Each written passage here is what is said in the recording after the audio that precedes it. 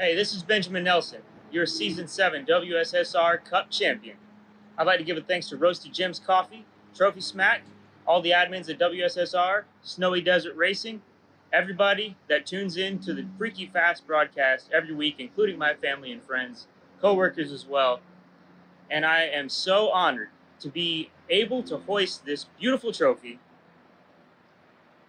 I've never been more proud to be a champion.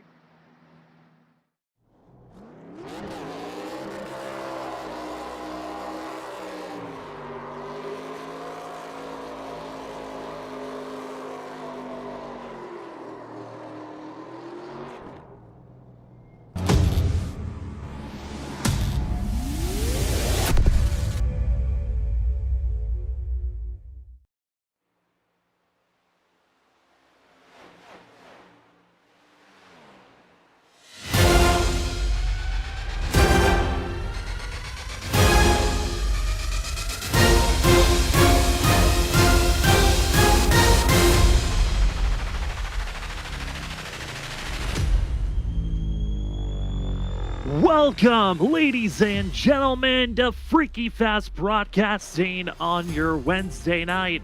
The drivers of the WSSR Roasted Gems Cup Series get prepared for race number 2. Tonight should be a good one. As you can see on screen, the drivers get ready to go down to Texas to see what they can handle at the current Legacy Scanned course.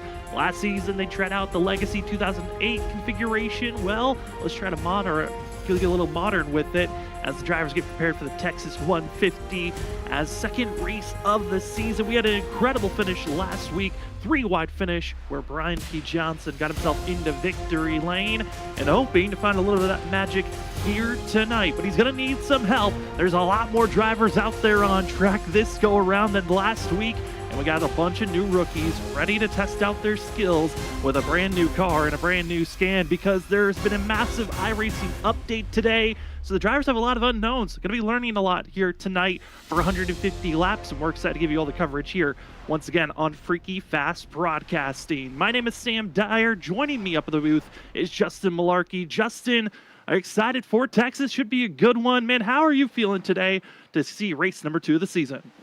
Well, I'm excited here to get to week number 2. Last week was some of the most exciting racing I've watched here on iRacing, so I expect nothing but the same tonight. Should be a good one. Excited for it, Justin. Again, Gen 4 cars. The driver is currently underway with practice, and let's head trackside to see how they're handling with some of this amazing practice because there's a lot of things to unpack with this course. Drivers, like I said, a big update the drivers had to deal with. Some drivers still trying to get in with the updates. I know, Justin, you yourself is trying to get your updates done before this broadcast started. It was a lot of stuff that iRacing's fixing season 1. This is the right before the new year update that a lot of drivers get excited for because this is the stepping stones of what they could upgrade moving forward. Yeah, it was a really long update, about 20 minutes, so it's going to be really exciting here to see how the tires are going to handle different, how the car is going to handle different, the side drafting, side force. It's going to be a really interesting race here at the Texas Speedway. Should be a awesome one. Again, those tires going to be a big thing. The track itself is going to be slightly different. Turns 1 and 2 very different from 3 and 4. We'll touch on it a little bit later on in today's broadcast. Before we get to qualifying, though, let's take a look at the standings after last week's race. A couple of updates on where drivers are at. But like I said, Brian P. Johnson getting into victory lane. He's our points leader coming into tonight. Benjamin Nelson going to be second, just 2 points behind. But the big note to watch out for in this column, bonus points. It's a little bit too early to watch out for those bonus points, but they're always so crucial to have. And you can see our top 6 drivers, all with bonus points. You get those by leading a lap. Also, pole award, as Ross Tatum grabbed his bonus point. He's always all the way down in 19th position, but you see on that second column, the blue cutoff line. That's going to be something to watch out for throughout the season, as that is going to be the top 16 drivers in points. Well, they get to race it out for the playoffs later on in the season. Jess, I know it's just one race, but obviously the drivers that are deeper in the field, they're always going to be thinking about those point standings after maybe a bad start to the season. Yeah, with Daytona always being the first race of the season, you get through Daytona, you're feeling all right. If you're in the top 5, top 10, top 15, you're feeling good. You had a bad accident. You didn't get any bonus points like you mentioned. You're back in the 20s, 25th, 30. We have such a deep competitive field. Are you going to be able to make that up in a couple races? You can't have any more mistakes, especially not tonight. You really can't. As qualifying now underway, drivers are given 5 minutes in total, 2 laps to put down their fastest time, and whoever has fastest time gets that pole award. And with the bonus point of getting the pole award, you want to be quick. As we watch the 45 of Nicholas Caressel, going to be the first driver to watch out for. 45 had a major slide coming out of turn 4 at the end of Daytona last week. Lost a lot of positions and hoping to top the board. Currently, first lap in is going to be Joshua Kanata, but you're going to be seeing our ticker moving a lot. Also, fastest lap's going to be beaming on the top right. But that first lap, a little bit more of a warm-up. I know drivers were testing throughout the week, trying to figure out, is it the first lap, second lap? That is a journey for drivers throughout the week, practicing for these courses on figuring out which lap is the crucial lap, Justin, for these drivers to aim for. Yeah, if you get some heat in those tires on that first lap, I think the goal right here is you want to be able to get through 3 and 4 on your first lap with the most speed so you can carry it for lap number 2 down that front straightaway, getting onto the brakes going into turn 1, where you're going to have to slow down. There's not a lot of banking. You do not want to slide up high because you're going to hurt your speed coming down the back straightaway. Really quick to watch out for Kyle Heath, who was the second fastest during practice, fastest currently on track. It was James Heater that had the fastest time during practice, and currently it's Benjamin Nelson who's got the pole time here currently. As see the 74, Nick Crawford, as he's going to be ripping the middle line. Like I said, trying to build that momentum up, find some great speed across the line. Ryan Noel going to be second fastest. Johnny Bruggs is going to be 6th fastest now, as Edward Scherzer Jr. going to be moving up to 3rd for the 71. A lot of these rookies, we've got a total of 14 coming into this season. A lot of people even started joining in throughout this week. A lot of names realizing, hey, WSSR is a place you want to race at, and it's been a joy to watch in the Discord. New drivers popping in, some familiar names for some drivers. Excited to see how they're going to be running as Nick Crawford crossed the line, hoping that it was going to be a little bit faster, but going to be about 2/10 slower than our pole time is the 74 as we move on over to Christopher Norris in the 38 machine. Starting his first lap. What speed's going to be here for Christopher Norris, as actually his first lap not going to be eligible. This is his final lap for this 38 machine as he goes through 3 and 4. Norris close to that outside wall. I think that's where drivers have been losing some time and also invalidating their time for qualifying, as they're 2/10 off. Benjamin Nelson's got the strong lap, the only driver to hit a 27.7 lap time. Everyone else is a 28 or slower. Yeah, Benjamin Nelson's up there with that 777. That's a super lucky sign right there. We'll have to see how that goes the rest of the race at 28.777. And drivers have been trying to get into the server currently. It looks to be about 42 drivers expected to race here tonight. If we have more than 43 drivers get into the server, we will have elimination on if you're not in the top 43 and not inside of our top 26 of last season in points, you will be knocked out, not able to race in tonight's venue. So all drivers are hoping and crossing their fingers. That 41 is the number maybe they'll stay at, is Trevor Earhart in this 83 machine. 31st on that first lap, really was conservative on the tires. Marching down into turn number 3. A driver that's in the booth on Tuesday nights. Trevor was hoping to not be the Wreckfest driver, but hoping to show that he's got some speed. And that was a clean 3 and 4, staying low, trying to maximize that momentum. And another 28.9. That's good enough for 12th place for Trevor Earhart there, as it looks like majority of the drivers settling in. Say, that's it. We are done with qualifying. I mean, right there, got to say, great times Justin by a lot of the field, but it's once again our champion from last season, Benjamin Nelson, proving why he's going to be a threat. Driver that led the most laps last season and won this race last season. He certainly is trying to go for another win at Texas. You know, Sam, it's pretty impressive as we're watching this clock, the lap times right here on the Freaky Fast screen. Top 20 is under 29 seconds. I mean, that just shows how strong this field is, and this race is going to be so entertaining to watch. You have 20 people running under 29 seconds. There's times where you can maybe only see 3 or 4 people doing that in some leagues. This is going to be impressive tonight. Drivers going to be right on top of one another. I was talking to some of them on how they felt about this race. A lot of concern, again, on the exit of these corners. Not sure if they're going to feel that looseness, tight sensation. It's always kind of a coin flip of what you're going to find, especially another factor is going to be the weather on how that's going to influence the race this evening. But the drivers figuring out how this track is going to evolve. Also with the oval side of NASCAR, we're hoping for dynamic surfaces to be involved in this patch to allow drivers to mix and match the outside lane, the inside lane, which is where they can really search for that speed on this course. That's going to be something to watch out for tonight's race. As we are seeing the timer click down, drivers are underway with warm-up. They're given 5 minutes.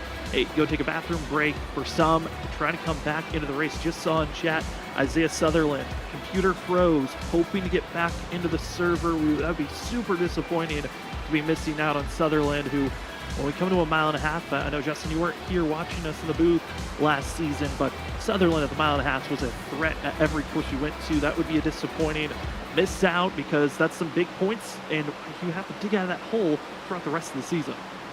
Yeah, you never want to miss a race, especially due to technical difficulty with a computer, but hopefully he'll be able to get in. We do have 3 minutes, 20 seconds left in warm-ups, and probably about a minute, maybe minute and a half by the time they get in the cars. So hopefully he'll be able to at least get on grid, even if he gets a lap down by having to start in the pit road. As Josh Kanata, first lap for warm-ups, was a 29.028. Got 3 minutes left in warm-ups. Gives us time to give some shout-outs to the amazing sponsors here at the WSSR Cup Series. We'll start things off by giving a huge shout-out to our title sponsor. That's Roasted Gems Coffee. Hey, go on over to roastedgems.com. Go check out their wide range of flavors. They got plenty of brews, especially during the holiday season, that you want to check out. Get some spice in your coffee. Make sure that you wake up on the right side with your Roasted Gems coffee today. Remember to use promo code WSSR for 5% off. And another major sponsor who also is everyone's chasing for the championship trophy, going to be by Trophy Smack. Go get your Trophy Smack trophy today.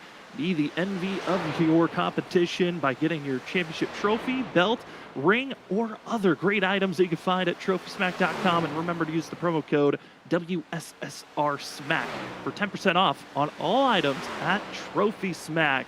And we shouted it out last night. Want to do another huge shout out as it's beginning here. We'll touch on it more throughout tonight's race, but it is our charity event. We are a month away. Crazy to think about it. It's December 6th. Well, January 6th. Here at Freaky Fast Broadcasting for the third year in a row. We're going to be having our charity event, and it is going to be the 6 hours of Daytona endurance race for the JDRF charity race. If you'd like to be involved in some way, either being a driver or behind the scenes helping out, hey, go hit us up on our social media sites, Freaky Fast Broadcasting on Facebook or Freaky Fast on Twitter/X. And go find us there. If you'd like to be a racer, go find more information also on our Facebook page. That's where you can find the Discord, to our community Discord, where you can sign up for our 6-hour event. Thank you so much to everyone that's already signed up, as we have just a minute left before we get to race time. Justin, tonight's race is going to be 150 laps. We have a competition caution at the end of lap 40. If there's a caution before that lap, that will count as our competition yellow, but no fast repairs, 5 extra sets of tires. What are you expecting here, especially on the newer configuration of Texas? Well, Sam, one thing you mentioned about the competition caution, that's going to be interesting in of itself. What I'm really looking forward to is the run after, the 100 laps after, because you're going to have to pit, and that's a chance to get bonus points. If the leaders start pitting early, do you stay out? Do you get that lap led, then pit?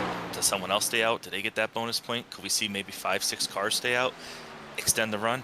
That's going to be really interesting. But to your point, new surface, new track. A lot of drivers were saying last week maybe they haven't raced this car on this track. It's going to be really exciting, and we're going to find out in less than a minute. Also, information that's not there on screen, but here's our race analyzation of tonight. Expected to see fuel window for lap 40 to 45, so they should be able to make it to the end of the stage. I was given the number of low end is around lap 43 is the distance they can go if they're just going full bore all the way.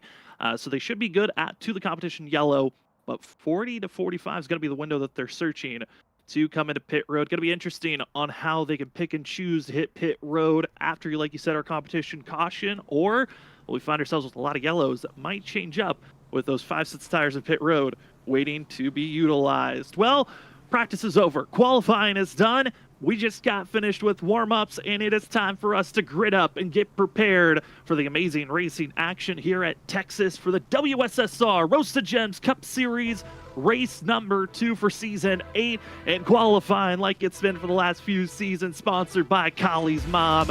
Hoping to see how that one machine was going to qualify here tonight. Well, should be proud of him. Inside of the top 5 is Kali, as taking your pole award in that bonus point is Benjamin Nelson in the 79. Brian Noel going to be in second in our front row, with that of Ryan Kelly in third, that of Edward Scherzer Jr. going to be in fourth, with Brandon Kali in fifth, Kyle Heath sixth, Ross Tatum in seventh, James Heater eighth, ninth is going to be Johnny Brugg, as well as Nick Crawford finishing out our top 10. 11th, going to roll off Danny Cochran. 12th, Trevor Earhart. 13th, Anthony Gaudio. 14th, Shane Theron. And rolling off P15, Larry Yingling. Starting alongside him, P16, Brian McCann. Chris Stitz, 17th, and 18th, Zachary Hall. 19th, Christopher Norris, and 20th, Douglas Newbigging. And 21st positions, we find our last week's winner of Brian B. Johnson in 21st. 22nd to 16 of Joshua Kanata. Ken Campbell all the way down in 23rd position with Cedric Hunter. Michael Bennett in 25th for the 41. Newcomer to this week, Jason Tamer, who just signed up a couple of days ago. John Forbes going to be down in 27th position. Brad Delph in 28th. Christopher Wade in 29th. And finish out our top 30, it's Nick Alves. Rolling off. I believe we're just going to let this roll on through for the rest of the field. Justin, as the field's getting ourselves prepared. Isaiah Sutherland update has not been able to get into the session. You hate to see that for the 14 machine. He'll hope to be back next week, but it's going to be a strong run for these drivers up front. Also, want to give an update on drivers that are going to be sent to the back with a L1 penalty. Those drivers were allowed to qualify, but were sent to the end of the line. That's Ben Keeney as well as James Kaufman, both having issues, with Keeney having a cause of an accident underneath yellow flag last race, as the drivers are set up and ready to get green and racing. Just as quick as we get through the roster, we are racing for race number 2. Texas 150 is underway. Benjamin Nelson, Ryan Noel going to be your front runners as the field roars through 1 and 2. Off the exit, it's going to be Nelson with the lead over the 77. Get our everybody heading down the backstretch, ready getting into turn 3. Track is so fast. We're coming up on the first lap completed, and they're ready single file. Looks like they're top 8, 9, and maybe side by side back there in about 10th or 11th. Yep, Trevor Earhart alongside. Going to be side by side, battling deeper in the field, but up front it's Benjamin Nelson in the 79 machine, leading the lap number 1, getting that bonus point, crucial for himself. The one of Brandon Kali in 5th place. The one's open for a better race for himself. Was caught up with that stage accident. Never really even had a chance to race last week, and now going to be inside of our top 10. I think going with a different approach instead of waiting in the back. Going to be fighting to be aggressive in the early going. Ross Tatum, 21 machine, started 7th, currently in 7th, as he is right now just settling behind Kyle Heath, and a lot of these drivers settling in, taking in that knowledge here. Justin, I think for the front half of the field, they're recognizing, okay, let's just settle in for later on in this race. Yeah, it's starting to settle in, definitely maybe back to maybe 13th, 14th now. We're getting single file. It sees James Heater there. He's running that outside line for the last 2-3 laps. Trying to get that working in, like you mentioned in the updates, dynamic lane changes. Maybe he's got something figured out there. Shane Tarian, newest addition to the drivers on the Carolina Reapers team, added with Brian B. Johnson and Zach Hall. This 9 machine hoping to help out with the team points, but having a slight scare as Danny Cochran as well as the 9 machine almost getting into one another. As this hearing from Shane Tarian, he said exit of 4 is going to be interesting. You can get extremely loose, but it's savable. See how these drivers are going to be reacting as this run progresses forward and the tire wear starts to kick in. Yeah, you see the 9 getting right underneath, looking like he was maybe about to get a position there. But right now yeah, he's alongside James, so he was able to get through the corner like you mentioned. Really strong there. Lost a little bit of the momentum going down, but he's got that inside line figured out on entry. He's alongside the 18, but at 18 we did mention he's been running it out of lane. Maybe he hasn't figured out a spec up there. As we drivers that were running starting to kick out on the exit of the corner. Nick Crawford trying to make his way forward. Part of Snowy Desert Racing is the 74. And drivers, with how quick they're on top of one another, they have to be careful, especially on the entry of turn 1. Drivers are really trying to slow down the best that they can. And as this race progresses, I'm going to see drivers have to use the brake maybe a little bit more to enter these corners, save their tires slightly better. And right now, it's the 74 currently in 9th place, being hunted and hounded by Shane Terrian, but right in front of Nick Crawford, Johnny Brock, who had a very strong run at Daytona last week. Excited to see what the 20 machine is going to be proving here at the mile and a half. Part of that rookie class of 14 drivers this season.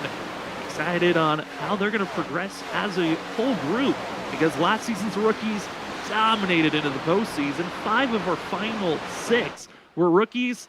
How many of them are going to be making the playoffs this go around, though? This 20 machine looking good. As to the inside of Ross Tatum's going to be Brugg, and behind them, Shane Terrian working that outside groove. Yeah, Brugg's going to complete the pass here, getting down into 1. Like you did mention, getting heavy onto the brakes. Something drivers maybe want to play with is the brake bias, trying to keep the front cool and the rear cool. Oh, trouble! Trouble in the back. It's the 6 of Brad Delp, who has heavy contact. You saw the smoke build up through 1 and 2, and the damage is showing right on that left side for the 6 machine as well. The front end just absolutely torched. And our first yellow of the day, that is on lap 8, and that will count as our competition yellow for tonight's race. First one coming out in the 6 machine. Not the way that he wanted this race to begin. And we're just talking about drivers on how they were going to enter the corners. Well, looked like a different approach for some of the drivers down in turn number 1 that got the 6 machine out of shape. Yeah, that's so unfortunate here, coming to lap 9 only. Such a long race, giving up all those points and positions. He's going to hopefully get everything fixed, get back out there. We're going to check the replay here. You're going to be seeing through the center 1 and 2. It's the 44 of Nick Alves. That's going to be the driver. So they're going to be seeing the setup here. The big thing to watch out, the run this 44 is going to get out of the exit of the corner, trying to run down the 6 machine and setting it up on the entry of turn 4. And rookie Nick Alves having his first showing here for the WSSR Cup Series.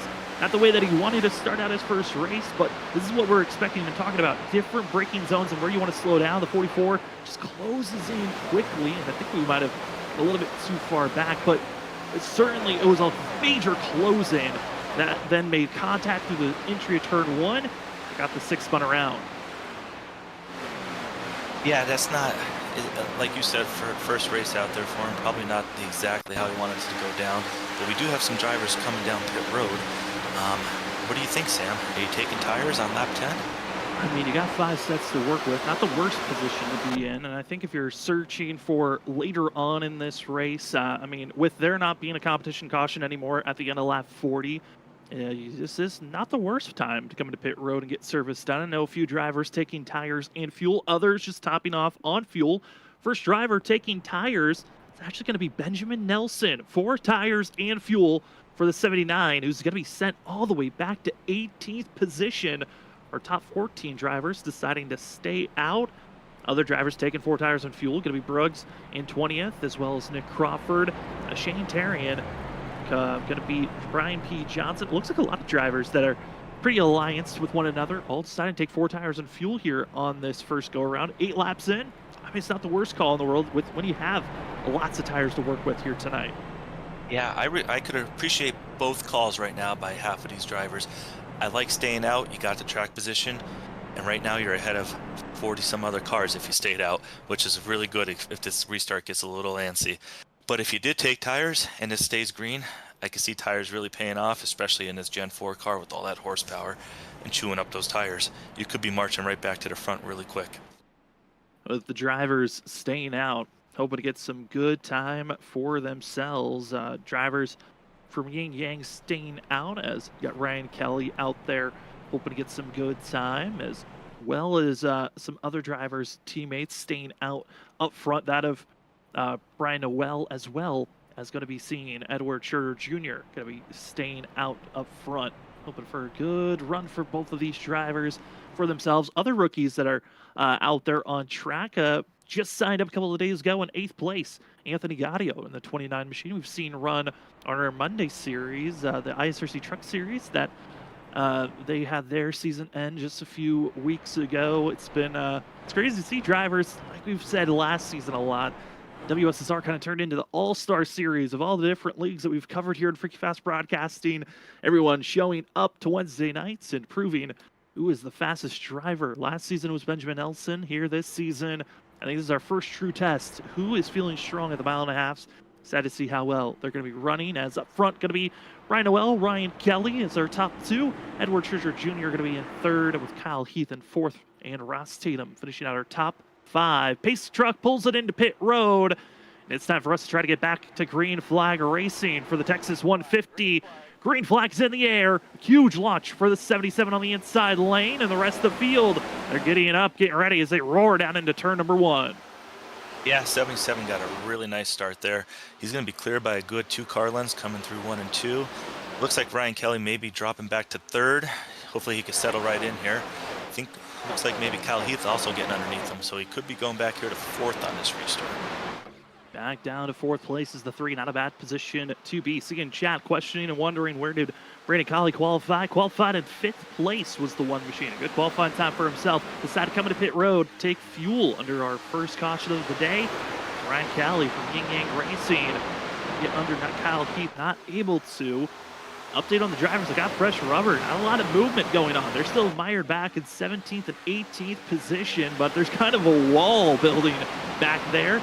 And see the Yin Yang Racing leader of Larry Yingling back here running and trying to find that speed. But the drivers with fresh rubber, Shane Terry bounced it almost 3 wide. Drivers using their rubber, but I think it's more of making them feel that sensation of they've got more speed. But Justin, the movement's not there. 79, first time he's been able to advance forward in positionings right now, and it is a gaggle of cars. And this conveyor belt is a struggle at this moment to move forward.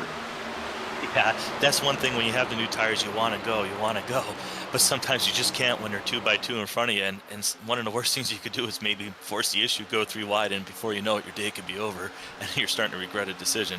So Benjamin's smart. I think he knows what he's got to do here. Currently, the only driver really being able to advance forward, Shane Terry and Zach Hall, drivers that took 4 tires, stuck on the outside lane almost. A collision off the exit at turn 4, but able to slow down. Terrian forcing the issue, and they're 3 wide, 2 rows deep. Settling in is Danny Cochran into the outside wall. Backs out of that situation. Zach Hall putting the pressure. They're squeezing and holding on. The 32. Gutsy call and makes it past Danny Cochran as the 2 machine. Bouncing backwards, and Cochran's in trouble as he continues to fall back. Yeah, Hall made the move where he said, I got to get through to you guys now. I do not want to be 3 wide anymore. He kept the hammer down and got through there. The 2 looks like he checked up to get out of here, or hopefully he might have some damage the way he's backing up a little bit. Backing off, but again, the 2 machine, one of those drivers that just took fuel, not tired. Shane Terrian, 3rd lane, very aggressive, but Stitz, I don't know if they knew they were 3 wide. They do know now.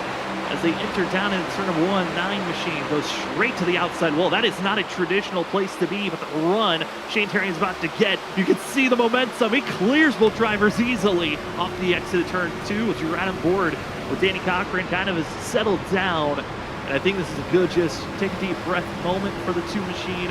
He got bounced around like he was a pinball, but now settles in, sees the madness, and trying to calculate, how do I advance forward, or do I just settle in for the long run here? Check my tires and position. Yeah, we're on board right here with Danny, and this has given us some great views of the different lines these drivers are running.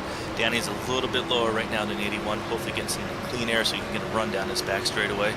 You see they're still stacked up 2x2 in front. There's just nowhere to go, Sam. Where are you going to go?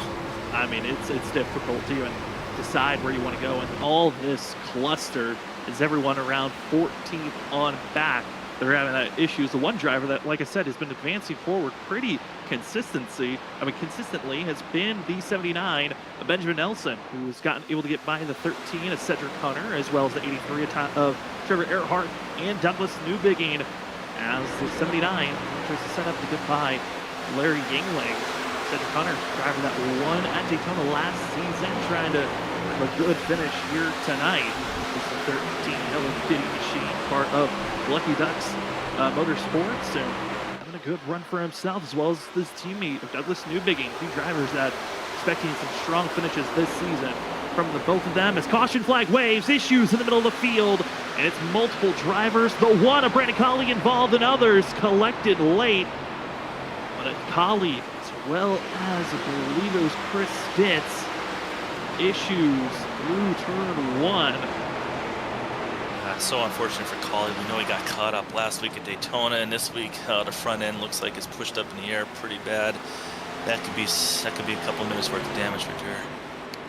Another driver also spun after the fact as everyone was trying to slow down the 5 of Dakota Moniz. I got ARCA braked by James Kaufman for himself. 25 might be seeing another ARCA brake penalty being gifted into next week, but kind of similar to what we saw last season, if you were watching us here at Freak Fast Broadcasting for Season 7, was the fact of drivers being ran over a lot. When you had rear end to front end contact, lifting the rear end of the driver in front happened a lot, and that's what happened to one machine of Colley that kind of spun around and got him that major damage. Justin, these Gen 4 cars, they're not happy when you give each other a bump.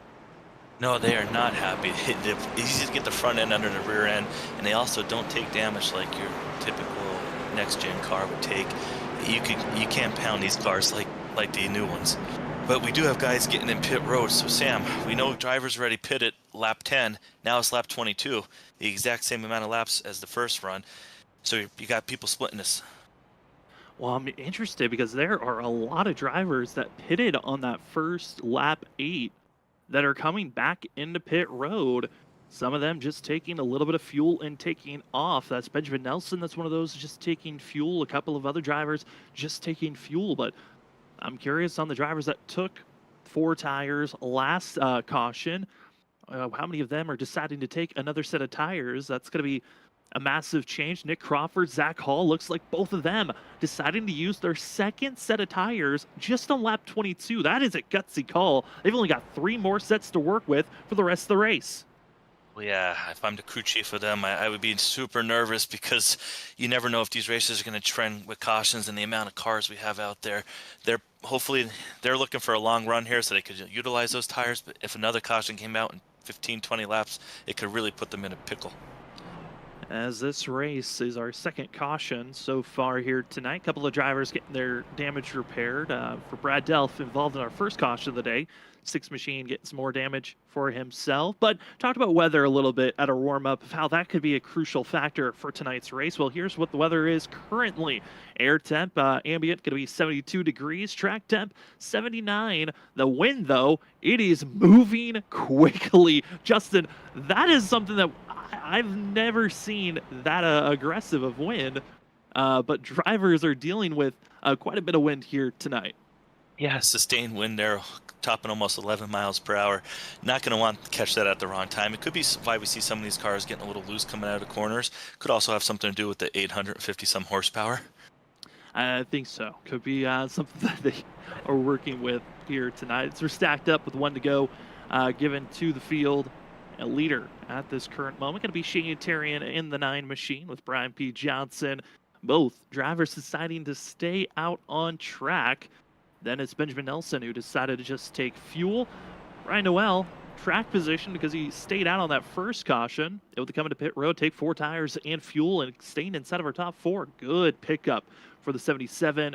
Also, Johnny Brugg going to be taking just fuel only and dropping back just a few positions. Ryan Kelly, Kyle Heath, Edward Scherer Jr. going to be back here. 4 tires and fuel, but they're going to be hoping to take an advantage on this run as you're watching the WSSR Rosa Gems Cup Series at Texas Motor Speedway in the Fort Worth area and Texas. These drivers ready in their set for the base guard pull-off into pit road. There will be no more competition cautions ready to be thrown. We've already had 2 yellows that count as their competition yellow. No fast repairs. Some drivers have already used the set. Some have used 2. And we're ready to get back to green flag action as front runners. It is a great launch for Brian P. Johnson. Got his win last week at Daytona and open for Shane Tarian to block and to defend for the drivers behind him. And right now, it is the 79 of Benjamin Nelson getting right back to where he was before the caution flag came out, and that's moving forward. Yeah, we got a spin in the back. 7 car. And that will be the 7. Douglas Newbigging, and more contact of drivers slamming into the 7 machine. heavy damage for drivers that were trying to avoid the 7, but there was so much smoke. It was difficult for some drivers to even know where the 7 was out on track. Yeah, that's so hard asking for a driver to be able to slow down, but the 7, I think he may have gotten through that without damage until right at the end when he got clipped there. We're going to have to see if that's a lot of damage or not for him. Hopefully he's able to get that car fixed. As this is right on the exit of this launch, you're going to be seeing the 7 machine on the outside. What got him spun around? That's going to be the big question as they enter turn number 1. A lot of these incidences have been drivers being tapped on the back to get them loose, and looks like James Heater gets sideways. New Biggin trying to slow down, but then gets clipped by Ross Tatum, and then just throttles it up, trying to get spun around as the field tries to avoid. They are doing a great job at avoiding, but then late comes the 98 machine. Ben Keeney is going to just not even know where to go. Like I said, the smoke, the visibility, hard to see. And one car avoids, but Keeney not able to react fast enough. Going to clip and smash that rear end. Get the 7 lifted up. And then everyone else able to blast on by. That is hard contact for the 7. But I think even worse damage goes to the 98. Yeah, and we're going to have to also check on the 21 of Ross Tatum, see if he got it. And he probably has a little bit of damage. I don't think anything that's going to upset the car too much, but just unfortunate being right there at the wrong place, wrong time. And the 7 did almost everything he could to give the 18 some room, but just unfortunate one of those racing deals. You know, just a lot of cars in one corner on a restart.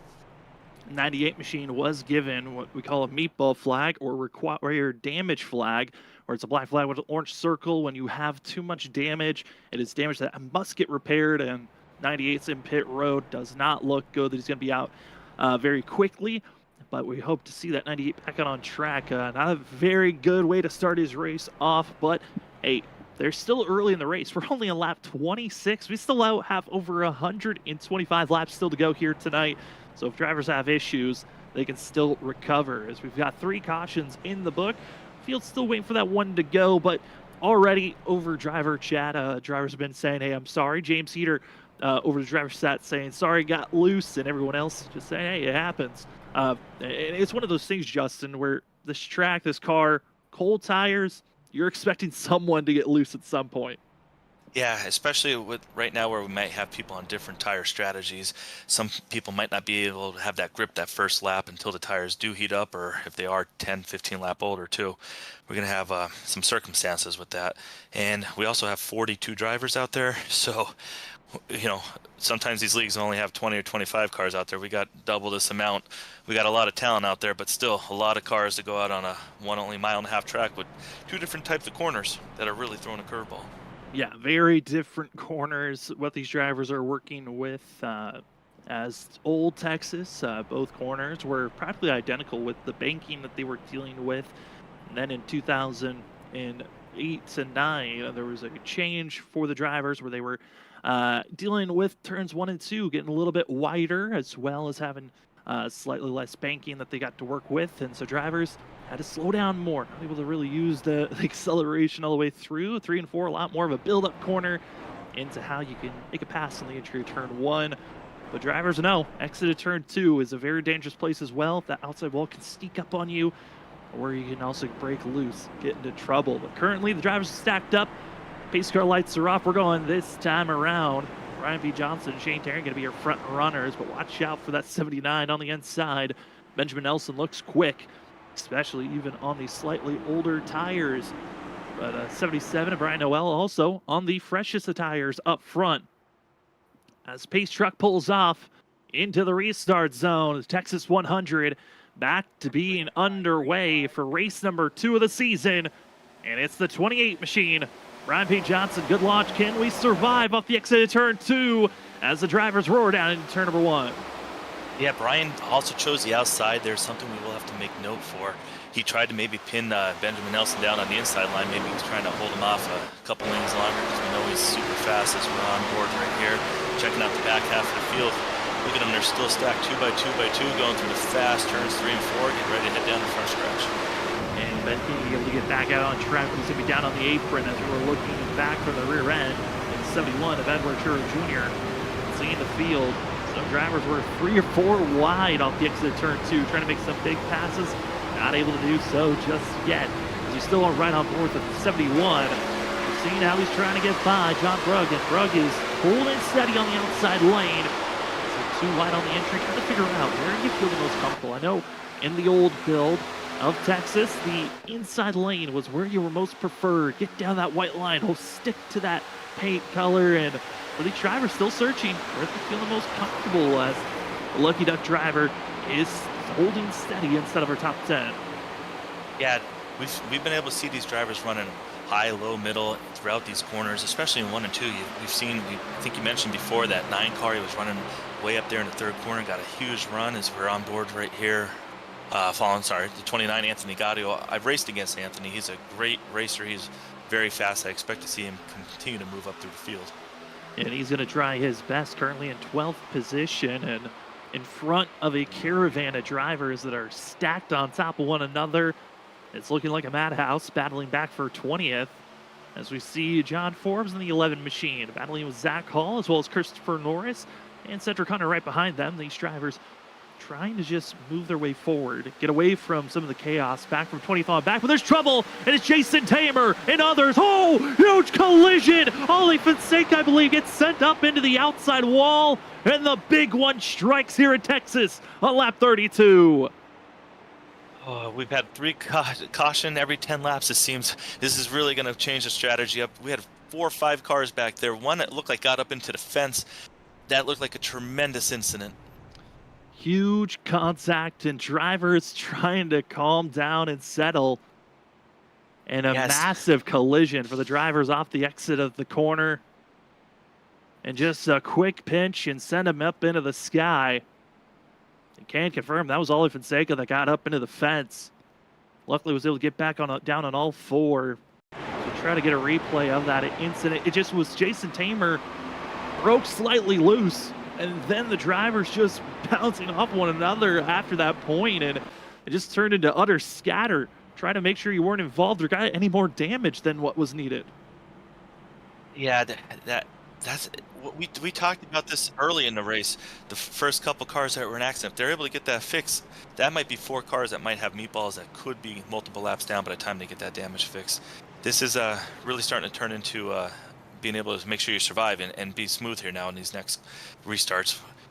The driver that does have at least 1 driver with required damage going to be Richard Wolsifer, who found himself getting massive damage on the front end, as he was the driver that kind of was ramped up Ollie Fonseca into the fence. Engine is gone, tow length's broken, and the 56 had to take a tow to pit road.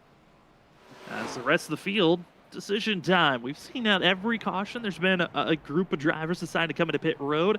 I mean, Justin, for some, they've used already 1 set. Some have already used 2 sets. Is this go time for another pit stop? Or do you think it's maybe a little bit too soon for drivers that pitted just 11 laps ago? Hey, Sam, it's soon, but in the back of your mind, you have to think this race is going to settle down. We know the strength of the field. We know this is a really top league.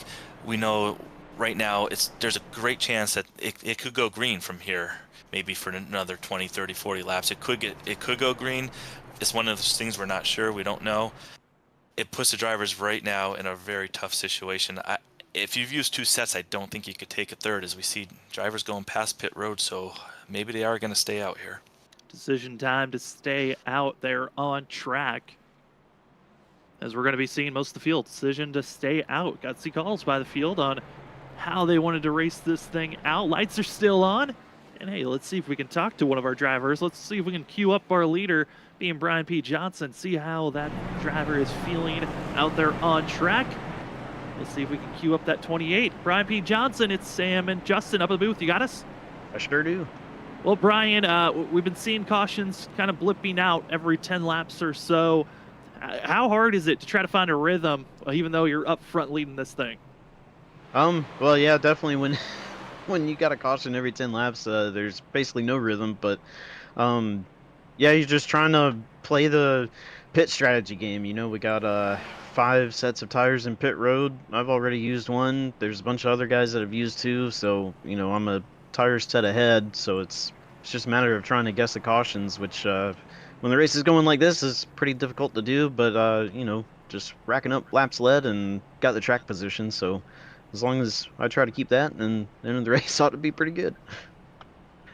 Brian, how was the first set of tire wear, if you don't mind giving away to the viewers here? Were you feeling comfortable with how your tire wear was on that first stop? Well, for me, I mean, the right sides were even. Mine were a little bit more worn than Shane's or Zach's. But I was pushing it pretty hard, so you know, I have never driven this car on this track before, so you know what to expect. I don't really know, and then especially with the update that we got, you know, we're not sure how the temperature and everything's going to play into the tire wear either. So tonight is a big learning curve for everybody. So it's kind of a, you know, as we go type of thing. Well, we appreciate that feedback. We're excited to see how this race is going to progress forward. Brian, good luck. We'll send you back to your team. All right, thank you, sir. Well, that's going to be your Carolina Reaper driver, 28 machine of Brian P. Johnson, as running in the leader. He's got his teammate Shane Terrian to his inside, which, I mean, Justin, having a teammate around you is really nice, but with Shane Terrian just being added to the team this week, it's going to be nice when you know that the newcomer is coming in with a head of steam to compete being up front with you. If you can always add a teammate who's going to push you to be even that much faster, that's great. There's nothing like having a teammate to your inside. You know you could probably trust them not to overdrive it going into turn one, and hopefully you can get a good restart and be clean, and both of you can come out 1-2 and let it settle from there. Well, we just got an update for Richard Wolfsfer. Talked about how he got required damage as he was the driver that lifted up Ollie Fonseca into the fence. Heavy engine damage for the 56 machine. About 17 minutes of required damage. We were not given the number on what the damage is like for optional 56. He's going to be in pit road for quite a while, but the way that this race has been moving along with cautions, he might be back out there with another chance to race this thing out. But as we're taking another lap around, currently it's Brian P. Johnson leading the way with Shane Terrian in second. If you're just joining, we have been having a lot of cautions coming out, but big reason why these drivers, new car on a new track, and all trying to just survive on the entry of these corners. Been a lot of drivers front end rear bumper contact. They've been getting drivers spun around. As you can see, 4 cautions, and we've had 2 lead changes with that of Brian P. Johnson, Benjamin Nelson, as well as Brian Noel, swapping it back and forth between the 3. But Justin, right now, 4 cautions in. If you're deep in the field, I think you're feeling the pressure of this is going to be tough to move forward, and where is it even survival mode? But if you're up front leading this race, the top 4 or 5, they've been in a comfortable position. Oh, it's always nice to be up in the top 4 or 5. You know you got one thing, you got speed, you got track position. If you're in the back, right now, it's early, don't panic, but you want to maybe start thinking strategy. How could I get to the front? Like we said, there's 42 drivers out there. Not everyone's going to have the track position when they want, but if you can go in, maybe save a set of tires, bolt them on later on in the race, you might be in one of those positions where you start marching forward while everyone else is falling back. Drivers falling back. Now we got a couple people in chat have been curious of where Brandon Cowley might be running. Well, with one machine back in 35th position on the lead lap, dealing with a lot of damage as he's been involved in a couple of these incidences, able to get back up front. Now we also have a person rooting for the 9 machine of Shane Terrian, seeing him up in our front row. We'll see how he can survive on this restart for the Texas 150.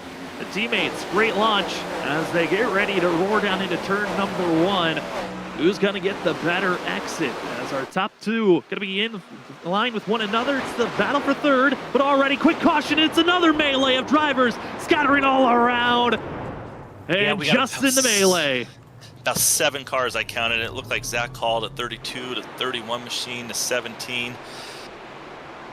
I've got the 44, the Nesquik car to 81. Yeah, we got Calamity Corner back here in turn 1. This is really going to hurt for a lot of drivers.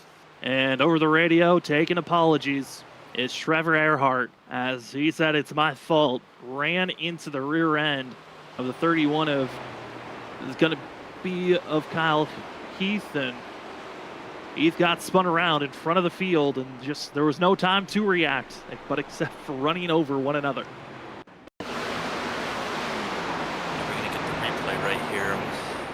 Yeah, so we already got cars spinning. We got the 6 going down pit road, heavy contact. I believe this is the Ollie wreck, actually.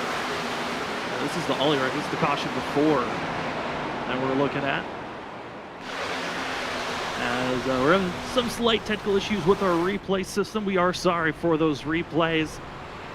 As this is the previous yellow, not the one that just came out. This one that just came out, we thought the last wreck had a lot more drivers with required damage. This one adding to it, as Jason Tamer, Richard Wolfsfer was already in pit road, but joining in with Wolfsfer was Tamer, Bennett, and Ollie Fonseca, all going to be in pit road, required damage. And Jason Tamer over the radio said, "Oh, hey, I might just see you guys next week," with this incident, as the field is trying to slow down, get prepared for this next launch. It's just, this is what Texas kind of brings, especially when you come with this car, new season. This was kind of the hiccups that we had last season. Justin, where the first about 4 or 5 races, drivers were trying to get used to each other's tendencies. And when you have a big field of 40 drivers and you're on top of one another, we talked about during qualifying as well, the pace was so close to one another. Any slight mistake, and you're going to find these drivers collecting into one another. Yeah, you're going to have issues like you mentioned. We're at a new track, new car. This is just like in typical NASCAR when they go to a new track with a new car. NASCAR started going to Texas a couple years ago, and we've seen Texas have quite a few cautions over the races in the years with NASCAR. We're seeing the same thing happen here. These drivers are going to settle in. The race is going to settle down. We've had some guys get eliminated. I think it's going to start calming down here, and we're going to see a long run here. We still have lots of racing to be given out, and as these drivers are pacing, we're going to again give a shout out to our amazing sponsors that help out here at the WSSR, as the field is trying again recoup, settle down, still have everyone in the server. Drivers are trying to get their repairs done because they know there's a lot of racing still left for tonight. But huge shout out to our sponsors here for the WSSR, being our title sponsor of Roasted Gems Coffee. Go find your premium coffee to start your day off right. And as well, go check out the merch at Roasted Gems Coffee. They got plenty of different items to be purchased, from shirts, mugs, and more. Remember to use the promo code WSSR at purchase for 5% off. And Trophy Smack. We talked about different ways you can get some items, belts, rings, trophies, and more. Well, they're all completely customizable as well. It's crazy when you look at TrophySmack.com. Their selection of items is great. They've got pre-made items that you can get. Majority of the things that they have are for fantasy football that are underway. If you haven't gotten a trophy, go get your fantasy football trophy now. Or if you're a racing league, go look at the trophies that they can customize for your league. Remember, when purchasing, use WSSR Smack for 10% off at Trophy Smack. Also, huge shout out to Brandon Colley's mom for being the qualifying grid sponsor. And if you haven't checked it out already, our JDRF charity race, go to Freaky Fast Broadcasting's socials on Facebook and on Twitter to go to check out more details on how to race in our 6 hours of Daytona. We'll talk more about the charity event later on tonight, but Justin, drivers are ready. They're set. But they gotta wait for those pace truck lights to click off before they can get rolling again. Yeah, it's going to be a really exciting restart. We've seen all these restarts bring action to the table. Sam, so if this race does settle down, right before one of those cautions, we were riding in-car camera. We saw the driver sawing on the wheels. We saw how much they're twisting and turning left and right, seesawing to try and keep these cars going in the optimal line. It's showing these viewers just how hard it is to drive these cars and why we're seeing some of the issues we have. I can't wait to get back to racing so we can show more views like that and get all these viewers a bit better understanding of what these drivers are dealing with right now. Yeah, and that seesaw in action, I mean, it's with this Gen 4 car, it's so different from modern race cars like the Gen 7 Next Gen Cup car, the Xfinity, the trucks. Usually when you see a car seesawing that much, you're losing time, you're losing grip. These Gen 4s, you're seesawing most times, you're actually keeping great pace, trying to point that car straight and keep your foot in the throttle. But there's moments where you have to let off the throttle, give up momentum and speed. That's where we're seeing a lot of the issues of when drivers get loose, they're letting off the gas because they have to do that to try to save these cars. and the driver behind doesn't know that that's the reaction that they're going for, and they're running into one another. On the real life racing, you've got your brake lights. You can see when someone's slowing down. For these drivers, they don't have those indications. They just see a movement object get close to them in an instant. You don't have that reaction time. That's why we're seeing some of these big wrecks. But drivers are hoping they can get some more clean racing as 41 laps are in the book. Pace car's off, and it's time for us to get back to green flag racing as Brian P. Johnston, Shane Tarian, great launch for the teammates, but a battle for third that's underway. Yeah, these teammates have been super cooperative all night, getting really nice restarts, keeping that all fast 79 behind him. But he does have a run coming here. Let's see if he's able to get down this back straightaway and get any closer to the second place. He is going to have the 77 looking under him potentially. And Ryan. I mean, that's 77 and the 3, both going to have fresher tires than our front runners currently. Our top 3 on older sets of tires compared to the rest of the field. They're just trying to get that squabble done between Ryan Noel and Ryan Kelly as they're trying to figure out who's going to be the two that fight forward to challenge our top 3 to continue to defend and run well. As you see the battle between 5th and 6th position, it's Edward Sherwood Jr. as well as Ryan Noel trying to close in on one another. Yeah, 77's getting through that corner nice, and the 71 even getting through maybe even better as they get so close to that wall upon the exit. Oh, they march down. They're going about 196 getting in down here, and they got to slow down. You see the backfire coming out, and they're going to, again, fan out. 1 lane, 2 lane, 3 lanes. We're seeing all multiple lanes coming through. That update's really working as the 67 might be able to complete the pass here coming down the back straightaway. Trying to make that pass, and also you saw pop up fastest lap, give that to Ben Nelson, the 79, running in 3rd place, fastest driver on track currently, as he's trying to set up where to go, as Larry Yangling, driver who is very quick here, actually won the inaugural Texas race all the way back in season 2, trying to find that great speed to get back up front and get a win here at Texas. Didn't lead the most laps that race. Certainly is always a threat when we come to these 1.5 miles. Other great battles that are going on. Trevor Earhart, that was just involved with our previous incident, challenging Danny Cochran for 11th place. As these two drivers try to figure out who can get the better exit. You saw that tail end get sideways. The 2 of Danny Cochran is working that 2 machine. Keep that thing moving forward and pointing straight the best that he can. And here we go on board with Danny Cochran. We can see how he's holding those wheels. He's getting down here down the back straightaway. 3 and 4, he should be able to run pretty much close to wide open. A little bit of blip of a throttle, but we can see right there on the mirror on the left side, he's got Trevor Earhart right behind him, and he's going to come out of his corner nice and smooth, get a run down the straightaway. And yeah, he's holding him off. Trevor was not able to get underneath him. He's doing a great job holding them off currently and trying their best to keep it pointing straight the best that they can. You got a question in the chat. How can you sponsor for this league? Well, go on over to WSSR Cup on Twitter. Message them there. It's the best way to get in touch with this league.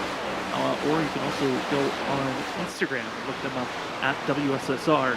To find the World Series of Sim Racing's information if you'd like to help sponsor this league, as they've got 40 drivers that showed up for tonight's race.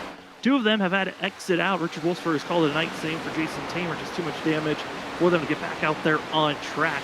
And we have a total of 35 still on the lead lap, and great battles all around as you got the 8 machine of Brian McCann, who runs on Tuesday nights, one of the heavy favorites that's actually going to be running for a championship on Tuesday night for the Full Send Racing Series. He's being trying to stay away from Christopher Norris the best of his abilities. That's 8 machine up 1 position from where he qualified.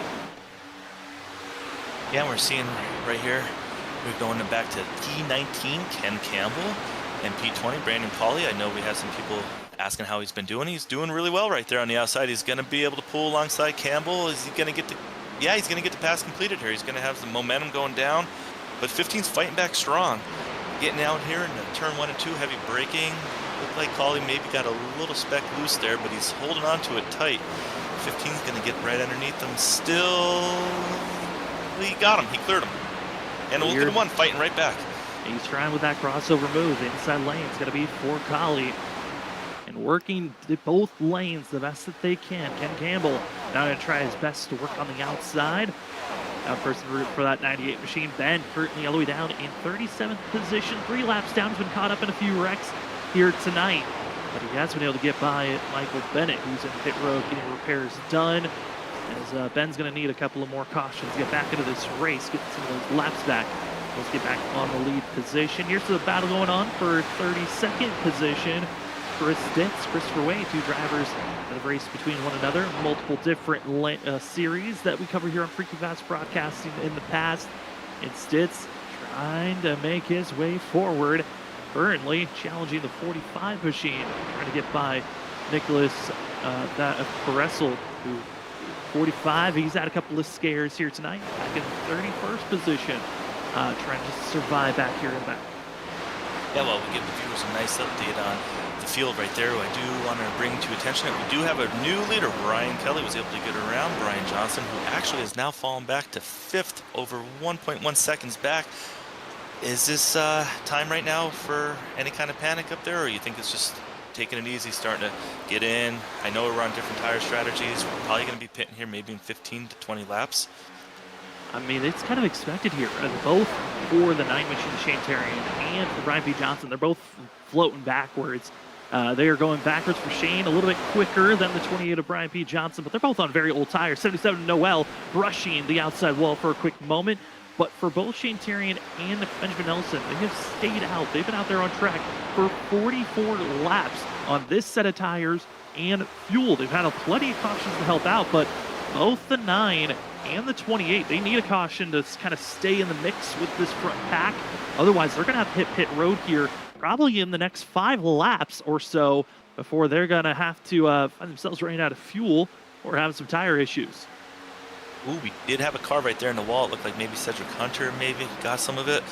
And maybe that purple car right in front of him. Looks like the, help me out, Sam, maybe the 2? It's the 2 of Danny Cochran that brushed the wall, as well as Ollie Fonseca staying high. Damaged vehicle, that 24 had a scare earlier in the race going into the outside fence. Currently just going to drop backwards out there on course, 3 laps down. And with Ben out there on track, might be able to grab another position as the 98 machine with how slow Ollie is with that heavy damage. But the falling backwards for the 9 and the 28, that's going to be something, Justin, we have to keep our eyes on, because any lap now, either one or both at the same time, going to have to hit pit road to get service done, while the rest of the field, they still have another 12 to 15 laps to stay out there on track. Yeah, if you're pitting now, you're going to be praying for this race to stay green. It does seem like it's settled down. Hopefully they're not going to bring the broadcaster jinx out. But if it does work out for those drivers, they'll have that fresh grip for about 10 to 12 laps, like you said, and that could give them a good 5-6 second lead maybe on guys that stay out on these old tires, as we're seeing the lap time drop off. It's going to be really interesting. I'm hoping it stays green just so we can bring some exciting news to the viewers here.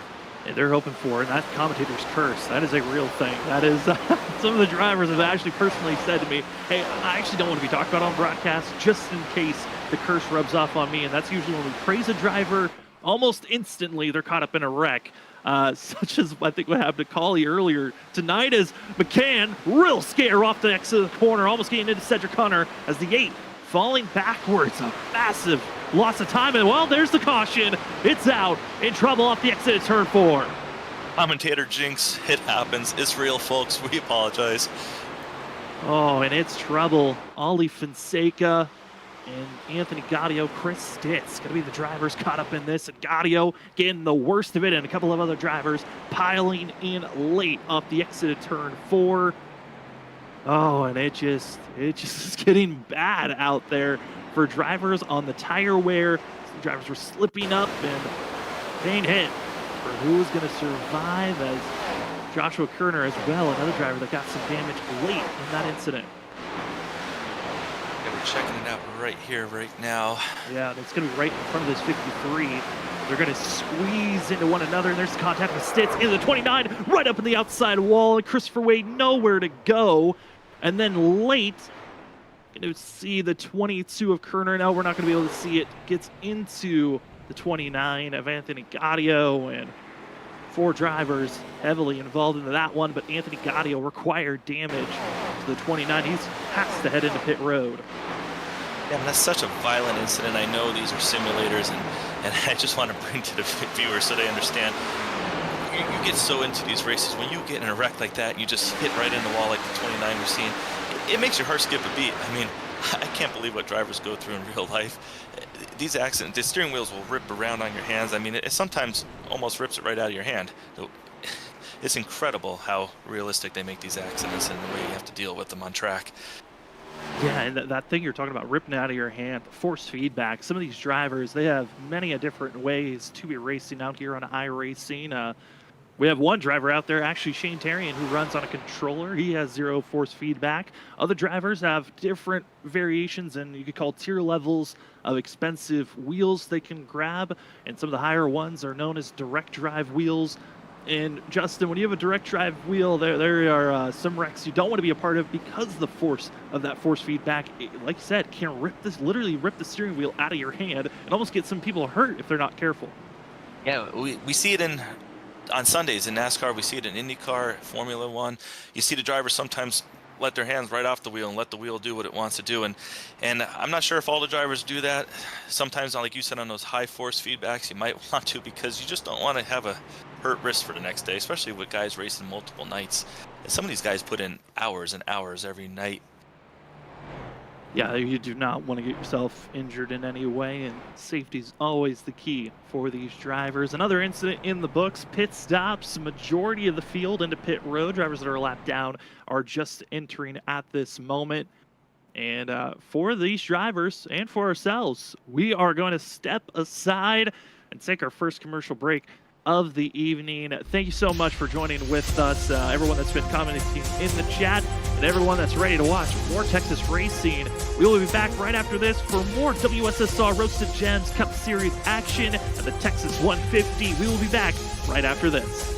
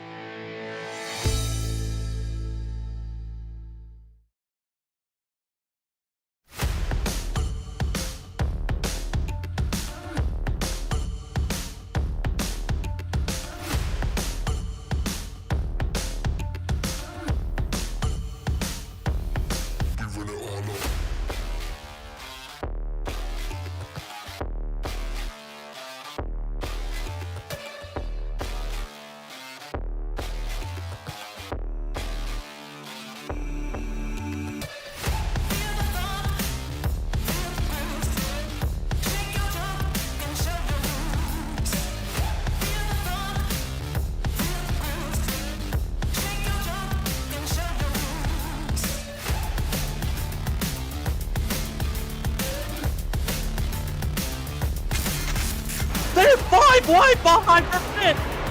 Oh my, the 5 wide here. This ain't gonna work. They make it last. Bumping and banging to the end. They're beating banging for the lead. Sora still with the shot here. Coming off a 4. That's it. It's Bottom line, here it comes. I know Carter gets wrecked. It's going to be that Nick Crawford. The 74 gets through somehow, and they just completely demolish one another. Trying to drive it down low, drifting up, trying to be the stealer. Here he comes. Cedric Hunter. He does it. He steals it. but he somehow drove it into the corner to wreck him. Oh, they wrecked! They wrecked each other! The top two bounced into one another. Just too much of side drifting off of, and they gotta be careful. Oh no! The 4 demolishes in the 28.